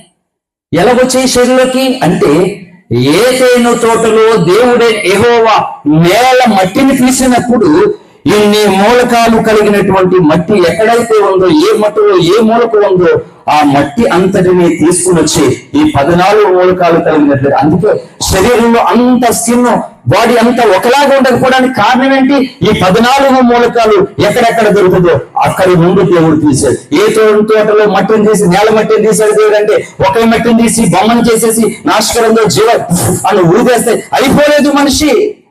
మెదడులో ఉన్నటువంటి మట్టి వేరు, కంటిలో ఉన్న మట్టి వేరు, ఈ చేతిలో ఉన్న మట్టి వేరు. అలా ఒక్కొక్క దానికి ఈ 14 మూలకాలు కలిగేలాగా మట్టిలో నుండి దేవుడు తీసుకొచ్చాడు. అందుకని సృష్టికర్త సైన్స్ కూడా అంగీకరించడానికి, ఇతర రిలీజియన్స్ వారు కూడా అంగీకరించడానికి ఎన్నో ఆనవాళ్ళు, గుర్తులు దేవుడు ఉంచాడు. ఒక మాట చెప్తున్నాను, దేవుని గురించి ఆనవాళ్ళు, గుర్తులు ఒక్క బైబిల్లోనే రాయబడి ఉన్నాయి అనుకో, అప్పుడు దేవుడు అన్యాయస్తుడు అవుతాడా, న్యాయవంతుడు అవుతాడా? చెప్పాలి మీరందరూ కూడా. న్యాయవంతుడు అవుతాడా? అందుకని అపోస్తల కార్యముల గ్రంథం 10వ అధ్యాయంలో చెప్పబడినట్లుగా 34వ వచనంలో యేసు క్రీస్తు ప్రభు ఎవరికంట? అందరికి. మరి అందరికీ అయినప్పుడు అన్ని మత గ్రంథాలలోనూ కూడా భగవంతుని గూర్చినటువంటి ఆ పోలికలు, ఆ ఛాయలు, ఆ లక్షణాలు వారికి దొరికేలాగా చేయడము దేవుని ఉద్దేశము, దేవుని సంకల్పం. ఇది దేవుని న్యాయము. ఈరోజు క్రైస్తవ పాస్టర్లు కూడా ముదిరిపోయి కొంతమంది ఏమన్నా తెలుసా, అక్కడెందుకుంటాడు దేవుడు, అక్కడెందుకుంటాడట. వీళ్ళు ఎంత దారుణంగా మాట్లాడుతున్నారు. అంటే చాలా మంది వేదాలే చదివి రక్షణ పొందిన ఉన్నారు తెలుసా నీకు? యూట్యూబ్ లో సెర్చ్ చేయండి. వేదాలే చదివి రక్షణ పొందిన వాళ్ళు ఉన్నారు, ఖురాన్ చదివి రక్షణ పొందిన వాళ్ళు ఉన్నారు. మరి బైబిలే చదివి మిగతా ఏమీ చదవకుండా సాధించింది ఏం సాధించారు చెప్పమనండి. దీన్ని ఏం సాధించారు? ఎవరికి ఇన్స్పిరేషన్ గా ఉన్నారు? ఎన్ని ఆత్మలు సంపాదించడానికి ఎన్ని అవమానాలు, నిందలు, కష్టాలు, బాధలు పడ్డారు. నేను చెప్తున్నాను, ఈజీగా నన్ను తప్పు పట్టండి, పర్లేదు. 1 పాయింట్ రక్తంతో 50 రోజులు ఉపవాసం ఉన్నవాడిని నేను. 2 పాయింట్ల రక్తంతో 70 రోజులు ఉపవాసం ఉన్నవాడిని. 21 సంవత్సరాలుగా మానకుండా 21 సంవత్సరాలుగా ఉపవాసాలు చేస్తూనే వచ్చాను. దేని కొరకు? మేడ మీద మేడ ఇవ్వండి, కార్లు, బంగ్లాలు, బిల్డింగ్లు ఇవ్వండి అన్నా కాదు. నశించిపోతున్నారు. తెలుసా, మానవుడు మరణించిన తర్వాత ఎవరి ధర్మం ప్రకారంగా వాళ్ళు ఆ సాంప్రదాయ ప్రకారంగా ఆ వ్యక్తిని తీసుకెళ్తారు, కానీ మరణం తర్వాత ఏమవుతుందో ఇంత విజ్ఞానం డెవలప్ అయినా కానీ తెలుసుకోలేకపోతున్నాడు. ఈ సత్యమని గుండె పగేలాగా ప్రార్థన గదిలో ఏడవడం నేర్చుకున్నానండి. ఏంటి ఉపవాసం ఉండడానికి అవకాశం లేనటువంటి దేహంతో ఎందుకు ఒళ్ళు కొవ్వెక్క నాకు ఉపవాసం ఏంటది? చదివాను, బైబిల్ రాయబడినటువంటి దేవుడు అందరినీ ప్రేమిస్తూ ఉన్నాడు ఆయన. అందుకే అన్నాడు, నా ఎద్దకు వచ్చి వారిని నేను ఎంత మాత్రమో. అందుకే ఎవరితో చేస్తున్నారు చెప్పండి రోజు ఆనెస్ట్గా? ఆనాడు ఏంటి క్రీస్తు దగ్గరకు వస్తున్నటువంటి వారిని ఎవరు ఆటంకపరచాలి? మత్తయి సువార్త 23 రాయబడింది. శాస్త్రులట, పరిచయులట, ధర్మశాస్త్ర ఉపదేశకులంట. వీళ్ళందరూ ఎవరు? ధర్మశాస్త్రాన్ని ఎరిగిన పండితులు వీళ్ళందరూ. ధర్మశాస్త్రంలో ఒక పళ్ళు కూడా కొట్టివేయడానికి వీల్లేదు, అక్షరాల్లో పాటించే జ్ఞానవంతులు.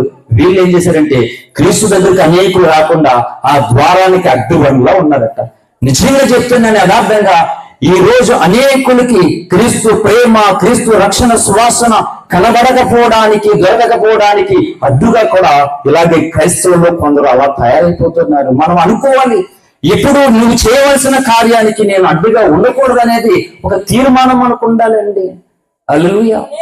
ఆశీర్వాద ప్రసంగాలు, స్వస్థత ప్రసంగం, ఇంకే జీవితం అంతా ఇవే కాదు. నిన్ను నీవు రక్షించుకోవాలి, కొందరిని రక్షించడకు నువ్వు ప్రయాసపడాలి. హల్లెలూయా. అందుకని చెప్పాడు, ధనవంతుడు భూమి మీద నాకు 5 సహోదరులు ఉన్నారు, నేను ఇక్కడి నుంచి అక్కడికి పంపిస్తే వాళ్ళని రక్షిస్తాను అని చెప్తే అబ్రాహాం ఏమన్నాడు? అప్పుడు ఏమన్నాడు? భూమి మీద ఇంకా చాలా మంది ఉన్నారు, మోషే పేరు మెన్షన్ చేశాడు. కొంతమంది ప్రవక్తలు ఉన్నారు, వారి మాటలు చెప్తారు, వారి మాటలు వింటే సరి, లేని ఎడల వాళ్ళు కూడా ఇక్కడికి వస్తారన్నాను. వాళ్ళ మాటలు చెప్పే దాంట్లో నీ మాట ఎందుకు ఉండకూడదు చెప్పండి? ఉండకూడదా? అంటే మన పండితులు అవ్వాలా చెప్పాలంటే సువార్త పట్ల ప్రతి ఒక్కరు కూడా అంకిత భావం కలిగి ఉండాలి. సువార్త తెలియదు రోజు క్రైస్తవులకి. మనకు కాదా పని, వాళ్ళు చేసుకుంటారులే అనుకుంటున్నారు. రేపు పొద్దుట పరలోకానికి వెళ్ళిన తర్వాత క్రైస్తవులారా, నువ్వు ఎలాంటి జీవితాన్ని జీవించావు, ఏమి సంపాదించుకున్నావు, ఏమి అడగడు దేవుడు. నువ్వు ఇంత లిస్ట్ చెప్తావు, పుట్టిన కాంచి చచ్చిపోయే వరకు, యేసయ్యా నేను బోలు శ్రమ పడిపోయిన, బోలు కష్టాలు పడిపోయిన నువ్వు చెప్తావు. ఆయన అంటాడు నవ్వుకోండి, సరే గాని ఎన్ని ఆత్మలు సంపాదించావో చెప్పు అంటాడు. నేను ఈ భూమి మీద తలపెట్టిన కార్యము కొరకు నువ్వెంత కన్నీరు కార్చావో చెప్పు, ఆ కార్యము ప్రజలకు అందడము కొరకు నువ్వెంత సహకారిగా ఉపయోగపడ్డావో చెప్పు అంటాడు.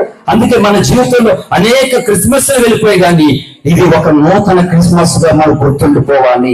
హల్లెలూయా.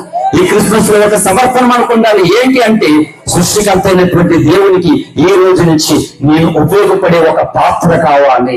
హల్లెలూయా. ఎప్పుడు ఉపయోగపడతావు? ఎప్పుడు ఉపయోగపడతావు? మరణం తర్వాత లేదు. ఇదే మిక్కిలి అనుకూల సమయం అంట. ఇదే మిక్కిలి అనుకూల సమయం అందరికి. ఇది అర్థం కావడం లేదు ప్రజలకి. చూద్దాం, వచ్చే సంవత్సరం, వచ్చే వారం, వచ్చే నెల, వచ్చే రోజు అని వెళ్ళిపోతూ ఉన్నారు. సంవత్సరాలు గతిస్తూ ఉన్నాయి. దేవుడి కార్యాలు మన జీవితంలో జరగకపోవడానికి కారణం ఎవరు? మనమే. నీకు ఉపయోగపడాలి ప్రభువా, ఇకనైనా సరే నా జీవితంలో నేను, నా కుటుంబం నీకు ఉపయోగపడాలి, నీ చేతిలో సాధనాలుగా ఉండాలని నువ్వు ఆరాటపడాలి. అంటే ఏంటి, ప్రసంగం ఏం అయిపోలేదు కానీ నేను ముగించడానికి నేను చాలా ప్రయాసపడుతూ ఉన్నాను. ఎందుకంటే మీకు ఏదో కనబడుతున్నానే కానీ హృదయములో వేదన, నశించిపోతున్నటువంటి ప్రజలను రక్షించాలని ఏంటి అన్న గర్భములో ఆనాడు ఏంటి మనోవేదన, దుఃఖము కలిగి దేవుని సన్నిధిలోకి వచ్చినట్లుగా నశించిపోతున్నటువంటి నా దేశ ప్రజల పట్ల ఒక వేదన. ఇది వరకు రక్షణ పొంది సీనియర్లు అయిపోయాం, పర్వాలేదులే, ఏసేస్తే ఎట్టబడిపోతామని అని దేవునికి ఉపయోగపడకుండా బ్రతికేస్తున్న క్రైస్తవ సంఘాల పట్ల మరొక వేదన. ఈ రెండింటి మధ్య నలిగిపోతూ దేవుని సేవ చేస్తూ ఉన్నాం. ఏదో కప్పు చూపించి స్వస్థపరిచాడు అంతేగాని స్వస్థత నాకు ఇంపార్టెంట్ కాదు, కానీ సెలవు మోయడం నా రెస్పాన్సిబిలిటీ, అది నా బాధ్యత, అది నాకు ఇంపార్టెంట్ మాట. హల్లెలూయా. కాబట్టి ఇన్ని దేశ ప్రజలు ఉన్నారు, ఇన్ని కులాల వారు ఉన్నారు, ఇన్ని మతాల వారు ఉన్నారు. వీరందరూ కూడా వారి వారి ధర్మాల ప్రకారంగా, వారి సంప్రదాయాలు, వారి ఆచారాలు, వారి నియమాల ప్రకారంగా వెళ్ళిపోతూ ఉన్నారు. ఇప్పుడు ఏ నియమం సరైనదేనంటే ఎవరు మాట్లాడతారు? ఏ ధర్మము సరైనదంటే ఎవరు చెప్తారు దానికి ఆన్సరు? అందుకే చెప్తున్నాను, ఏ మతములో ఉంటారో ఉండండి, ఏ కులంలో ఉంటారో ఉండండి, కానీ పరమాత్ముని చేరాలంటే ఏం చేయాలో అది భూమండలం మీద తెలుసుకోవాలి. అది తెలుసుకోకుండా గుడుకుమంటే చాలా ప్రమాదం అనేది పొంచి ఉన్నది. అందుకని మూలవాక్యం దగ్గరికి రండి. ఈసారి మూలవాక్యం దగ్గరికి రండి. యోహాను సువార్త 18వ అధ్యాయము 37, 38 కలిపి ఉన్నటువంటి వచనాలను చదువుదాం. అందుకు పిలాతు నీవు రాజువా అడుగగా యేసు నీవన్నట్టు నేను రాజునే, సత్యమును గూర్చి సాక్ష్యమిచ్చుటకు నేను పుట్టి తిని. ఆమేన్, హల్లెలూయా. ఇందు నిమిత్తమే వచ్చాడట దేవుడు. ఎందు నిమిత్తము? సత్యం అంటే ఏమనుకుంటున్నావు నువ్వు? ఇంగ్లీష్ లో సత్యం అంటే ట్రూత్ అని అంటాం, తెలుగులో వాస్తవమైనది, నిజమైనది, యథార్థమైనది. యేసు ప్రభువు వారు ఎందుకు వచ్చాడంటే ఈ భూమి మీదకి మతాన్ని స్థాపించడానికి రాలేదు, ఇంకొక మతం నుండి ఇంకొక మతంలోనికి వెళ్ళడానికి, ఆయన తీసుకువెళ్ళడానికి రాలేదు. సత్యమును గూర్చి సాక్ష్యం ఇచ్చేటకు ఆయన వచ్చాడట. What is the truth? ఏంటి సత్యం? పిలాతు అడిగాడు కానీ తెలుసుకోలేకపోయాడు. ఈనాడు ప్రజలు అడుగుతున్నారు కానీ తెలుసుకోలేకపోతున్నారు. ఏంటి, ఎక్కడే ఉంటాను, ఫేస్బుక్, యూట్యూబ్ లో నా నంబర్ ఉంది, ఈ ప్రాంతంలోనే ఉంటాను. నిజంగా ఏంటి, స్వర్గలోకానికి దారిని గూర్చి, పరమాత్మని జావను గూర్చి ఏంటి తెలుసుకోండి. మీకున్నటువంటి ప్రశ్నలను నివృత్తి చేసుకోనండి. కుల ఘర్షణలు, మత ఘర్షణలు పక్కన పెట్టి మోక్షము ఎలా కలుగుతుంది అని అందరూ అనుకున్నారంటే అది భక్తి ద్వారానే కలుగుతుందంట. అంటే ఏ భక్తి ద్వారా కలుగుతుంది? రక్త ప్రోక్షణ లేని భక్తి ద్వారా కలుగుతుందా? రక్త ప్రోక్షణ ఉన్న భక్తి ద్వారా మోక్షం కలుగుతుందా? ఆలోచించాలి. అందుకే క్రైస్తవులారా ఒక మాట చెప్తున్నాను, యేసు ప్రభువారు సత్యాన్ని గూర్చి సాక్ష్యం ఇవ్వడానికని అంటాడు. ఏంటి సత్యము అని అంటే దావీదు మహర్షి చెప్తూ 119వ కీర్తనలో ఇలాగూ అన్నాడు. చూడండి, త్వరగా ముగించుకున్న, ఎవరు భయపడొద్దు, ఇబ్బంది పడొద్దు, నేను ముగించేస్తున్నాను. 119వ కీర్తన 160వ చరణం. నీ వాక్య సారాంశము సత్యము, సత్యము. హల్లెలూయా. గాంధీజీ స్వీయ చరిత్రలో నేను అవసరమైనప్పుడు అన్ని బుక్స్ చదువుతాను, వాళ్ళ స్టోరీస్ వింటాను, అన్ని చేస్తాను. నాకు అవసరమైనప్పుడు బైబిల్లో నుండి ఇతర దాంట్లో అన్ని చేస్తాను. ఎందుకంటే ప్రజలందరికీ కూడా అందరికీ కావలసిన వాడు ఆయన. హల్లెలూయా. మహాత్మా గాంధీ గారు సత్యము అంటే తన స్వీయ చరిత్రలో ఏం చెప్పాడంటే, సత్యము అంటే దైవము అని చెప్పాడు ఆయన. ఎవరట? దైవము, దేవుడు అని చెప్పాడు. సత్యం అంటే అదే చెప్పాడు. జాన్ చాప్టర్ 14:6, యోహాను సువార్త 14:6 యేసుప్రభువు వారు చెప్పింది ఏంటి? నేనే మార్గమును సత్యమును జీవమును అన్నాడు. గాంధీ గారికి ఎలా తెలిసిందంటే, గాంధీ గారు బైబిల్ చదివాడు. హల్లెలూయా. ఇప్పుడు తిట్టడానికి చదువుతున్నారట. చదవండి. అది మీ సంస్కృతి, చదవండి. మీ సాంప్రదాయమా, చదవండి. తిట్టండి, చేయండి. మా సంస్కృతి సాంప్రదాయం అలా చెప్పలేదు, కానీ నిన్ను వలే నీ పొరుగు వారిని ప్రేమించు అని చెప్పింది బైబిల్. హల్లెలూయా. బైబిల్ దగ్గరకు రాకపోతే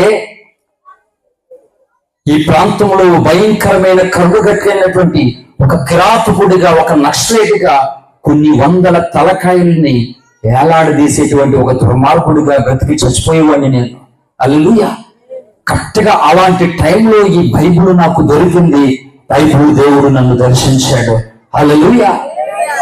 లేకపోతే వేరేగా ఉండేది. అందుకే చెప్తున్నాను, 12 ఏండ్లుగా ఈ ప్రాంత అందరి క్షేమము కొరకు ఉపవాసం నుండి కన్నీరు కార్చి, ప్రార్థనా గదిలో ఎంత కన్నీరు కార్చానో నిశ్శబ్దంలో కనబడుతుందండి.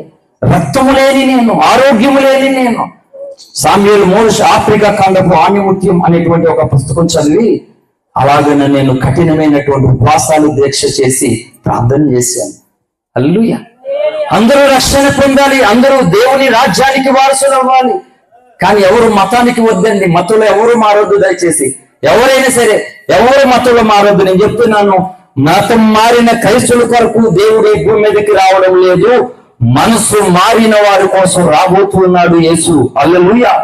చాలా మంది మతం మారారు కాబట్టి అలాగ ఉండిపోయారు. మతం మారిన వారికి మూఢాచారాలు ఎక్కువ. అందుకని ఎవరు మతాలు మారకండి. మనసు మారిన వారు కావాలంటే యేసయ్యకి వాళ్ళ కోసం వస్తున్నాడు. 2 అక్కడ జాగ్రత్తగా చూసుకో. క్రైస్తవ సహోదరుడా, నువ్వు మతం మారిన క్రైస్తవురాలువా, లేక క్రీస్తు వాక్యము ద్వారా మనసు మారిన క్రైస్తవమా, నువ్వు తెలుసుకోవాల్సినటువంటిది చాలా ఉన్నది. ఈరోజు మతాలు మారుతున్నారు, ఉపయోగం లేదండి. కాబట్టి ఎవరు కూడా ఇతర రిలీజియన్స్ వారు, ఇతర సహోదరులు ఎవరు మతంలోనికి రాకండి దయచేసి. ఎందుకంటే నా ప్రభువు మతాన్ని స్థాపించడానికి ఈ భూమి మీదకి రాలేదు, కానీ నిత్య జీవానికి మానవుడికి వారసుని చేయడానికి ఆయన వారి దగ్గరకు వచ్చాడు. ఆయన మార్గము దగ్గరకు వచ్చాడు. ఆయనకు సత్యము దగ్గరకు వచ్చాడు. అది తెలిస్తే, అది అర్థమవుతే మీరు అందులోనికి రావచ్చు. అది అర్థం కాలేదా? అడగండి, మీరు ఉన్న స్థలాల్లోనే వెతకండి. అందుకే చెప్తున్నాను, వాక్య సారాంశమే సత్యం. అంటే ఏ వాక్యం అనుకుంటున్నారు? ఆదికాండం నుండి ప్రకటన గ్రంథం వరకు రాయబడిన వాక్యం అనుకుంటున్నారా? ఏంటి వేద గ్రంథాలలో మరి ఈ రాయబడినటువంటి ఆ లేఖనాలకి అర్థం ఏంటి మరి? అందుకే చెప్తాను, యోహాను సువార్త 10లో కూడా యేసుప్రభువు చెప్పాడు, వేరొక గొర్రెలు కూడా కలవంట. ఈ గొర్రెలు ఆ గొర్రెలు కలిసి ఆయన గొర్రెలు అవుతాయని చెప్పాడు 10వ అధ్యాయంలో యేసుక్రీస్తు ప్రభువారు. అవి ఏ గొర్రెలు? ఇంకనూ కొన్ని గొర్రెలు ఉన్నాయని చెప్పాడు. ఎవరు వాళ్ళు అంటే ఇతర గ్రంథాలలో రాయబడి పరమాత్ముడు గూర్చి రాయబడినటువంటి లేఖనాలు. అది చెప్పాను. ఓం కన్యసుతాయ నమః, ఓం పంచభూతాయ నమః, ఓం పంచగాయాయ నమః. ఈ శ్లోకాలకి అర్థము ఆయా మత గ్రంథాలలో రాయబడి ఉన్నాయి. అందుకు చెప్తున్నాను, మొదటి మానవుడు మట్టిలోంచి వచ్చాడు. బైబిల్ చెప్పింది, మొదటి మనుషుడు కులంలో నుండి మతంలోంచి రాలేదు. అష్టాదశ పురాణాల్లో ఒక పురాణమైన భవిష్య పురాణములో ఆదాం అవ్వ అనేటువంటి ఆ పుణ్య దంపతుల ద్వారా మానవ జాతి ఉద్భవించింది అని వ్రాయబడి ఉన్నది. కాబట్టి చదవండి ఇప్పుడే. హల్లెలూయా. అష్టాదశ పురాణాల్లో భవిష్య పురాణంలో ఆదాం అవ్వల పేర్లు మెన్షన్ చేయబడినాయి. ఈ భూమి మీద హిందూ అయినా, ముస్లిం అయినా, క్రిస్టియన్ అయినా, జైన్లైనా, బౌద్ధులైనా, ఎవరైనా సరే అన్ని రిలీజియన్స్ వారు మొదట అక్కడ నుండి వచ్చారు అట. ఇది పురాణంలో చెప్పబడింది. మరి బైబిల్లో ఏం చెప్పబడిందంటే, ఆదాం అవ్వల నుండే భూమి మీద సంతానం అనేది ఉద్భవించిందని వ్రాయబడి ఉంది. మరి ఆ లేఖనం నెరవేరడానికి, ఈ లేఖనం నెరవేరడానికి పిలాతు ముందు సత్యముగా నిలబడ్డాడు క్రీస్తు గట్టిగా. హల్లెలూయా. ఏంటనుకున్నారు సత్యం అంటే? ఏంటి బలవంతంగా తీసుకెళ్లి ముంచేస్తే సత్యమా? కాదు కాదు. ఏంటి నమ్మి అంటే అన్ని మత గ్రంథాలలోనూ పరమాత్ముడు కూర్చిన సంగతులు రాయబడిన ఆ లేఖనాలన్నిటినీ నమ్మి పోగు చేసుకుని, అవును నేను దూషించిన ఈయనే రక్షకుడా, నేను వద్దనుకున్నటువంటి ఈయనే ఓంకార స్వరూపుడా అని ఈ మతములు వెతికిన సత్యము దగ్గరకు రావాలని క్రీస్తు వచ్చాడు తప్ప మతాన్ని కులాన్ని స్థాపించడానికి అయినా రాలేదు. నీకు మతం ఇష్టమా ఉండండి, నీకు కులం ఇష్టమా క్యారియన్, నీకు నచ్చినట్లు మీరు ఉండండి, కానీ మోక్షము వైకంఠ పరలోకము సత్యము ద్వారా నీకు కలుగుతుంది. మహాభారతములో అర్జునుడు, నహులుడు, భీముడు, సహదేవుడు, ఈ ధర్మరాజుకి దాహం వేస్తుంటే తమ్ముళ్ళారా నాకు దాహానికి నీళ్లు కావాలంటే కొలనుకు వెళ్తారు. కొలను అనగా చెరువు. ఒక్కొక్క తమ్ముడు వెళ్తాడు అన్నగారు దాహం తీర్చడానికి. ఆ చెరువులో మూర్చెల్లిపోయి ఒక్కొక్కరు శవాలు పడిపోతారు. అలాగా ఒకరు వండగా నలుగురు లేరు, దాహం ఎక్కువైపోతుంది, తమ్ముళ్ళు జాడలేదు. అప్పుడు తమ్ముళ్ళు వెతుక్కుంటూ ఈయన చెరువు దగ్గరికి వెళ్తే అక్కడ మూర్చెల్లిపోయి నలుగురు పడిపోయారు. ఈ అర్జునుడు, భీముడు, నహులుడు, సహదేవుడు చూసి ఏమైందని, ముందు నేను చచ్చిపోయేలా ఉన్నాను, ముందు నా దాహాన్ని తీర్చుకుని తమ్ముళ్ళ సంగతి చూద్దంటే, ఆగో ధర్మరాజా, నా ప్రశ్నకు సమాధానం చెప్పకుండానే నీ తమ్ముళ్ళు ఇగో ఈ గతి పట్టింది, నీవైనా చెప్పు, నీ తమ్ముళ్ళు బ్రతికిస్తాను, లేకపోతే నువ్వు కూడా వాళ్ళతో పాటు అయిపోతావు. అందుకని ఎక్స్ప్రెషన్ లేదంటారు. ఏంటి ఎక్స్ప్రెషన్లు? యక్షుడు అనేటువంటి వాడు అక్కడ ఉన్నాడు, వాడు ప్రశ్నలు ఎక్స్ప్రెషన్లు అంటారు. అంటే ఉపయోగం లేనని కాదు, అందులో చాలా ప్రశ్నలు ఉన్నాయి. కానీ ఆ వ్యక్తి ధర్మరాజుకి వేసిన ఒక ప్రశ్న ఏంటంటే, మానవుడు ఇక్కడ నుండి భగవంతుని దగ్గరికి మోక్షానికి వెళ్ళాలంటే దారేదో చెప్పు, సత్యలోకానికి వెళ్ళాలంటే ఏది దారో చెప్పు అన్నాడు. కాబట్టి మాట అలాగ ఉన్నదో లేదో పరిశోధించండి. సత్యలోకానికి వెళ్ళాలంటే మనుషుడు ఆ దారేదో చెప్పు అన్నాడు. దానికి ఆయన ఇచ్చిన ఆన్సర్ ఏం చెప్పినా, సత్యలోకానికి దారి సత్యము అని చెప్పాడు ఆయన. హల్లెలూయా. నేను బైబిల్ పట్టకమనిపై సంగతులు నేర్చుకున్నవాడిని నేను. హల్లెలూయా. సత్యలోకానికి దారి సత్యమంట. అదే చెప్పాడు 14వ అధ్యాయం యోహాను సువార్త 6 యేసుప్రభు వారు. అదే చెప్పాడు యేసుప్రభు వారు యోహాను సువార్త 18వ అధ్యాయం పిలాతు ముందు 37-38 వచనాల్లో. సత్యం సత్యం సత్యం సత్యం మిమ్మల్ని స్వతంత్రం చేస్తుంది అన్నాడు మాట. అందుకే తండ్రి సత్యమందు వీరును ప్రతిష్ఠింపజేయము అన్నాడు. వాక్య సారాంశ సత్యం అంటే ఏంటి అని అంటే, భగవంతుడు పుడతాడని, మరణిస్తాడని, తిరిగి లేస్తాడని ఋగ్వేద గ్రంథంలోనూ కూడా వ్రాయబడింది. ఈ లేఖనాలన్నీ నెరవేర్చడానికి క్రీస్తు ప్రభువారు వచ్చాడు భూమి మీదకి. హల్లెలూయా. అంతేగాని ఇది మతాన్ని కూర్చొని అదంటున్నాను, సరిగ్గా నేర్చుకోలేదు కాబట్టి అంతా తప్పు అని అనుకుంటే ఎలా? నీకు నేర్పించాయినా నేర్చుకోలేదు, ఆ కొంచెమే నువ్వు నేర్చుకోండి, మిగతాదంతా తప్పు అనుకుంటే అది నీ అవివేకం అంతే. హల్లెలూయా. కాబట్టి నేర్చుకున్న వ్యక్తి సరిగ్గా నేర్చుకోకుండా ఆమె కొంచెమే నేర్పించాడు, ఆ కొంచెంలో నేర్చుకుని మిగిలినంత తప్పు. ఇది ఎక్కడ యాక్సెప్ట్ చేయడు యేసుప్రభు అంటే, రేపు పొద్దుట యేసయ్య దగ్గరికి వెళ్తే అర్థమవుతుందండి. హల్లెలూయా. కాబట్టి మొదటి మనుషుడు మట్టిలో నుండి వచ్చాడు. ఇన్ని జాతులు, ఇన్ని భాషలు మాట్లాడే ప్రజలు, ఇన్ని కులాలు అనబడుతున్న వారు, ఇన్ని మతాలు అనబడుతున్న వారికి తల్లిదండ్రులు ఎవరు అంటే భవిష్య పురాణంలో రాయబడినటువంటి ఆదాం అవ్వలు. అంటే అదే మాట బైబిల్లో చెప్తే నేను నమ్మలే అంటే, నీ ఇష్టం నమ్మకపోతే నమ్మించవలసిన అవసరత నాకు లేదు, కానీ సత్యం చెప్పవలసిన అవసరత నాకు ఉన్నది. నమ్ముతావా నమ్మమనేది నీ ఇష్టం అంతే. హల్లెలూయా. నాకు ఒక్కడికి రిలయన్స్ అయిన ₹1,00,00,000 వేసేందుకు చాలా మంచిది. ఒరే ఆ జోసెఫ్, ఆ ₹1,00,00,000 మీ ఊర్లో అందరికి వేస్తానంటే, అవునా ఊర్లో ఎన్ని అకౌంట్లు ఉన్నాయి అందరికి పంచితే నాకు కొంచెం వస్తుంది. సర్లే, కొంచెం అతి ప్రేమ ఎక్కువయ్యి పోన్లే నాతో పాటు అందరికి వస్తే మంచిది అనుకోవచ్చు.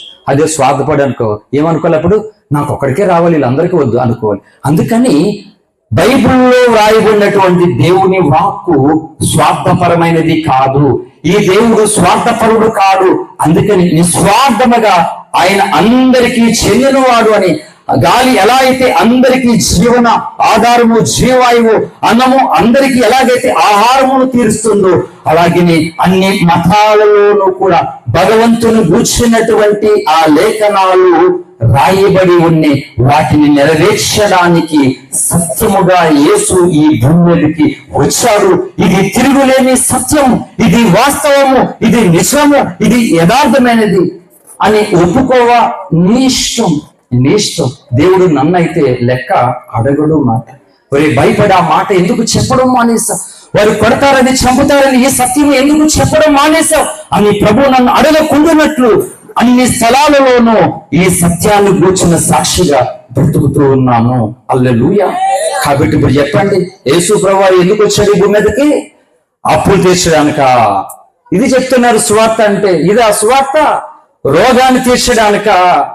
ఇల్లు మీద ఇల్లు వేయడానిక? పెళ్లి అవ్వకపోతే పిల్లకి పెళ్లి చేయడానిక? ఎందుకు రాలేదమ్మా? ఎందుకు రాలే? ఈ జీవితమే ఏదో అనుకుంటుంటే, ఈ జీవితం ఏదో అలా గడిచిపోతూ ఉంటే, ఈ జీవితం ముగిబడిన తర్వాత ఇంకొక జీవితం ఉన్నది, అది భయంకరమైనది. అక్కడ నుండి తప్పించడానికి సత్యమైన దేవుడు ఇక్కడికి మనుష్య రూపిగా వచ్చాడు. అందుకని వాస్తవం ఏంటంటే, ఖురాను బైబిల్ చెప్పినట్లుగా నరకము ఉన్నది. ఇది తెలిసిన వాడు ఒకడే దేవుడు, ఆయనకి మాత్రమే తెలుసు. నరకం అనేది ఒకటి ఉందని ఆ సత్యము చెప్పాడు దేవుడు. అందుకే ఇతర గ్రంథాల్లో కూడా నరకం ఉన్నట్లుగా వ్రాయబడి ఉంది. అలాగే అందరూ స్వర్గానికి రావాలంటే ఏం కావాలో అన్ని గ్రంథాల్లో చెప్పబడింది. ఏమని చెప్పబడిందంటే, సర్వ పాప పరిహారకు రక్త ప్రోక్షణ ఆవశ్యకం, తద్ రక్తం పరమాత్మీయ పుణ్యాన బల్యాలు, సర్వ మానవాళి పాప విమోచన కొరకు భూమి మీద పరిశుద్ధుల రక్తం చెల్లించబడుతుందని మనుషులకి తెలుసండి. మీరు ఏదో అనుకుంటున్నారు? అందుకని పరమాత్మను చేరడానికి ఈ కుటుంబాలు, ఈ సంసార ధర్మాలు మాకు అడ్డొచ్చేస్తాయి. నేను పరమాత్మని ఎతకాలి, ఆ సత్యలోకానికి వెళ్ళాలని కొంతమంది స్వామీజీలు పెళ్లి చేసుకోకుండా హిమాలయాల్లో తపస్సులు చేసుకుని భగవంతుని స్మరిస్తూ ఉన్నారు. వాళ్ళు చేతగాక అనుకుంటున్నారు కొంతమంది. ఇలా కొంతమంది పెళ్లి చేసుకోకుండా అఘోరాలుగా కొంతమంది ఉండిపోయారు. ఉండండి, మీకు ఎలా అనిపిస్తే అలా ఉండండి. నేను వాళ్ళని కూడా విమర్శించట్లేదండి, నేను వాళ్ళని తప్పుపట్టలేదు. ఇవన్నీ కూడా ఎందుకు అంటే, ఇగో ఈ భూమండలం మీద నేను పరమాత్ముని వెతకాలి, సత్యలోకానికి చేరాలి. కాబట్టి ఈ భావబంధాలు, ఈ కుటుంబాలు, ఈ సంసారం నాకు అడ్డొచ్చేస్తుందేమో అని కొంతమంది ఇలా ఓగి పొంగల్లాగా ఆ సన్యాసత్వము దాన్ని తీసుకుని అలాగే అఘోరాలుగా మనుషులుగా ఒక్కొక్కరు ఒక్కొక్క అన్ని ఎదుగుతున్నారని అదే చెప్తున్నాను. ఆ జాడేదని చెప్తున్నాను. అలా రాత్రి మతాన్ని గురించి నేను చెప్పట్లేదు. అందరూ కూడా ఆ పరలోకానికి, వైకుంఠానికి, స్వర్గలోకానికి వెతకడానికి ఇన్ని రకాలమైన పనులు చేశారన్నమాట. అందుకే చెప్తున్నాను, అదంతటికి మానవ జాతికి ఇదే త్రోవ దీన్ని నడువుడని చెప్పడానికి సత్యమైన దేవుడు ఈ లోకానికి వచ్చాడు. ఇందుకని సత్యము నిమిత్తము సాక్ష్యమిచ్చుటకు నేను పుట్టి తిని అని చెప్పాడు. ఇంతగా పురాణంలో నుండి బైబిల్లో నుండి, వేదాల్లో నుండి, అన్ని విషయాల నుండి లేఖన సారాంశమైన సత్యాన్ని నేను చూపించాను, కనబరిచాను. వినయ చెవి నీకు ఉంటే, గ్రహించే నీకు హృదయం ఉంటే ఆ సత్యము నాకు కావాలని ప్రార్థించండి. నేను కూడా ఆ సత్యలోకానికి చేరాలని ఆరాటపడండి. అంతే. సత్యము నాకు వద్దనుకుంటావా? నీ ఇష్టం. ఎవరి మతంలో వారు ఉండండి. మతాల పేరట ఒకరినొకరు తృణీకరించుకోవద్దు. కాబట్టి ఇది మానవ జాతి అంతటికీ కూడా ఉపయోగకరమైన మాట. ఇది మానవ జాతి అంతటికీ కూడా క్షేమాభివృద్ధికరమైనది, మేలుకరమైనది, దీవెనకరమైనది, అసలు సిసలైనటువంటి ఆశీర్వాదకరమైనది. హల్లెలూయా. కాబట్టి క్రిస్మస్ అంటే ఏంటి అంటే, అన్ని మత గ్రంథాలలో ఉన్న లేఖనాలు నెరవేర్చడానికి వాక్యమైన ఆయన శరీరధారిగా ఈ భూమి మీదకు రావడమే అసలైన క్రిస్మస్. హల్లెలూయా. ఈ మాటలు వింటున్న క్రైస్తవుడు ఏమవ్వాలి? క్రిస్మస్ ద్వారా కేక్ కట్ చేసుకోడు, క్యాండిల్స్ ఇంకా కంటిన్యూ, ఇదంతా అలాగే ఉంటుంది. అది మాత్రం దేవుడు కోరుకోవడం లేదు. కానీ ఆ క్యాండిల్స్ ఎందుకు వెలిగించామో తెలుసా? చీకటైపోయినప్పుడు ఆ వెలుగు అందరికి ఎలాగైతే కనిపెడుతుందో, మత్తయి సువార్త 5:13-14 రాయబడిన లేఖను నీవు నెరవేర్చాలి. క్రైస్తవ సంఘము నెరవేర్చాలి.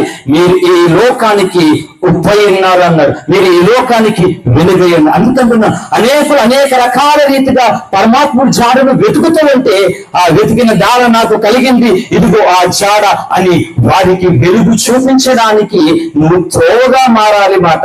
అందుకని కొవ్వొత్తులాగా నీవు కలిగిపోతున్న వెలుగు ఇవ్వడం మాత్రం మానొద్దు, మర్చిపోవద్దు. ఇది దేవుడు కోరుకుంటున్నాడు. ఈ రీతిగా ఈ క్రిస్మస్ శుభములన్నీ నా దేశ ప్రజలందరికీ, ప్రాంత ప్రజలందరికీ, ఇక్కడికి వచ్చిన అందరికీ కలగాలని దైవ సేవకునిగా, దేవుని వారసుడిగా ఈ మాటలను నేను ప్రకటిస్తూ ఉన్నాను. దేవుడి మాటలు మన వేదికలలో ఆశీర్వదించును గాక. ఆమేన్. ఆమేన్. సర్వే జన సుఖినో భవంతు. ఆమేన్. బాబు అందరూ పైకి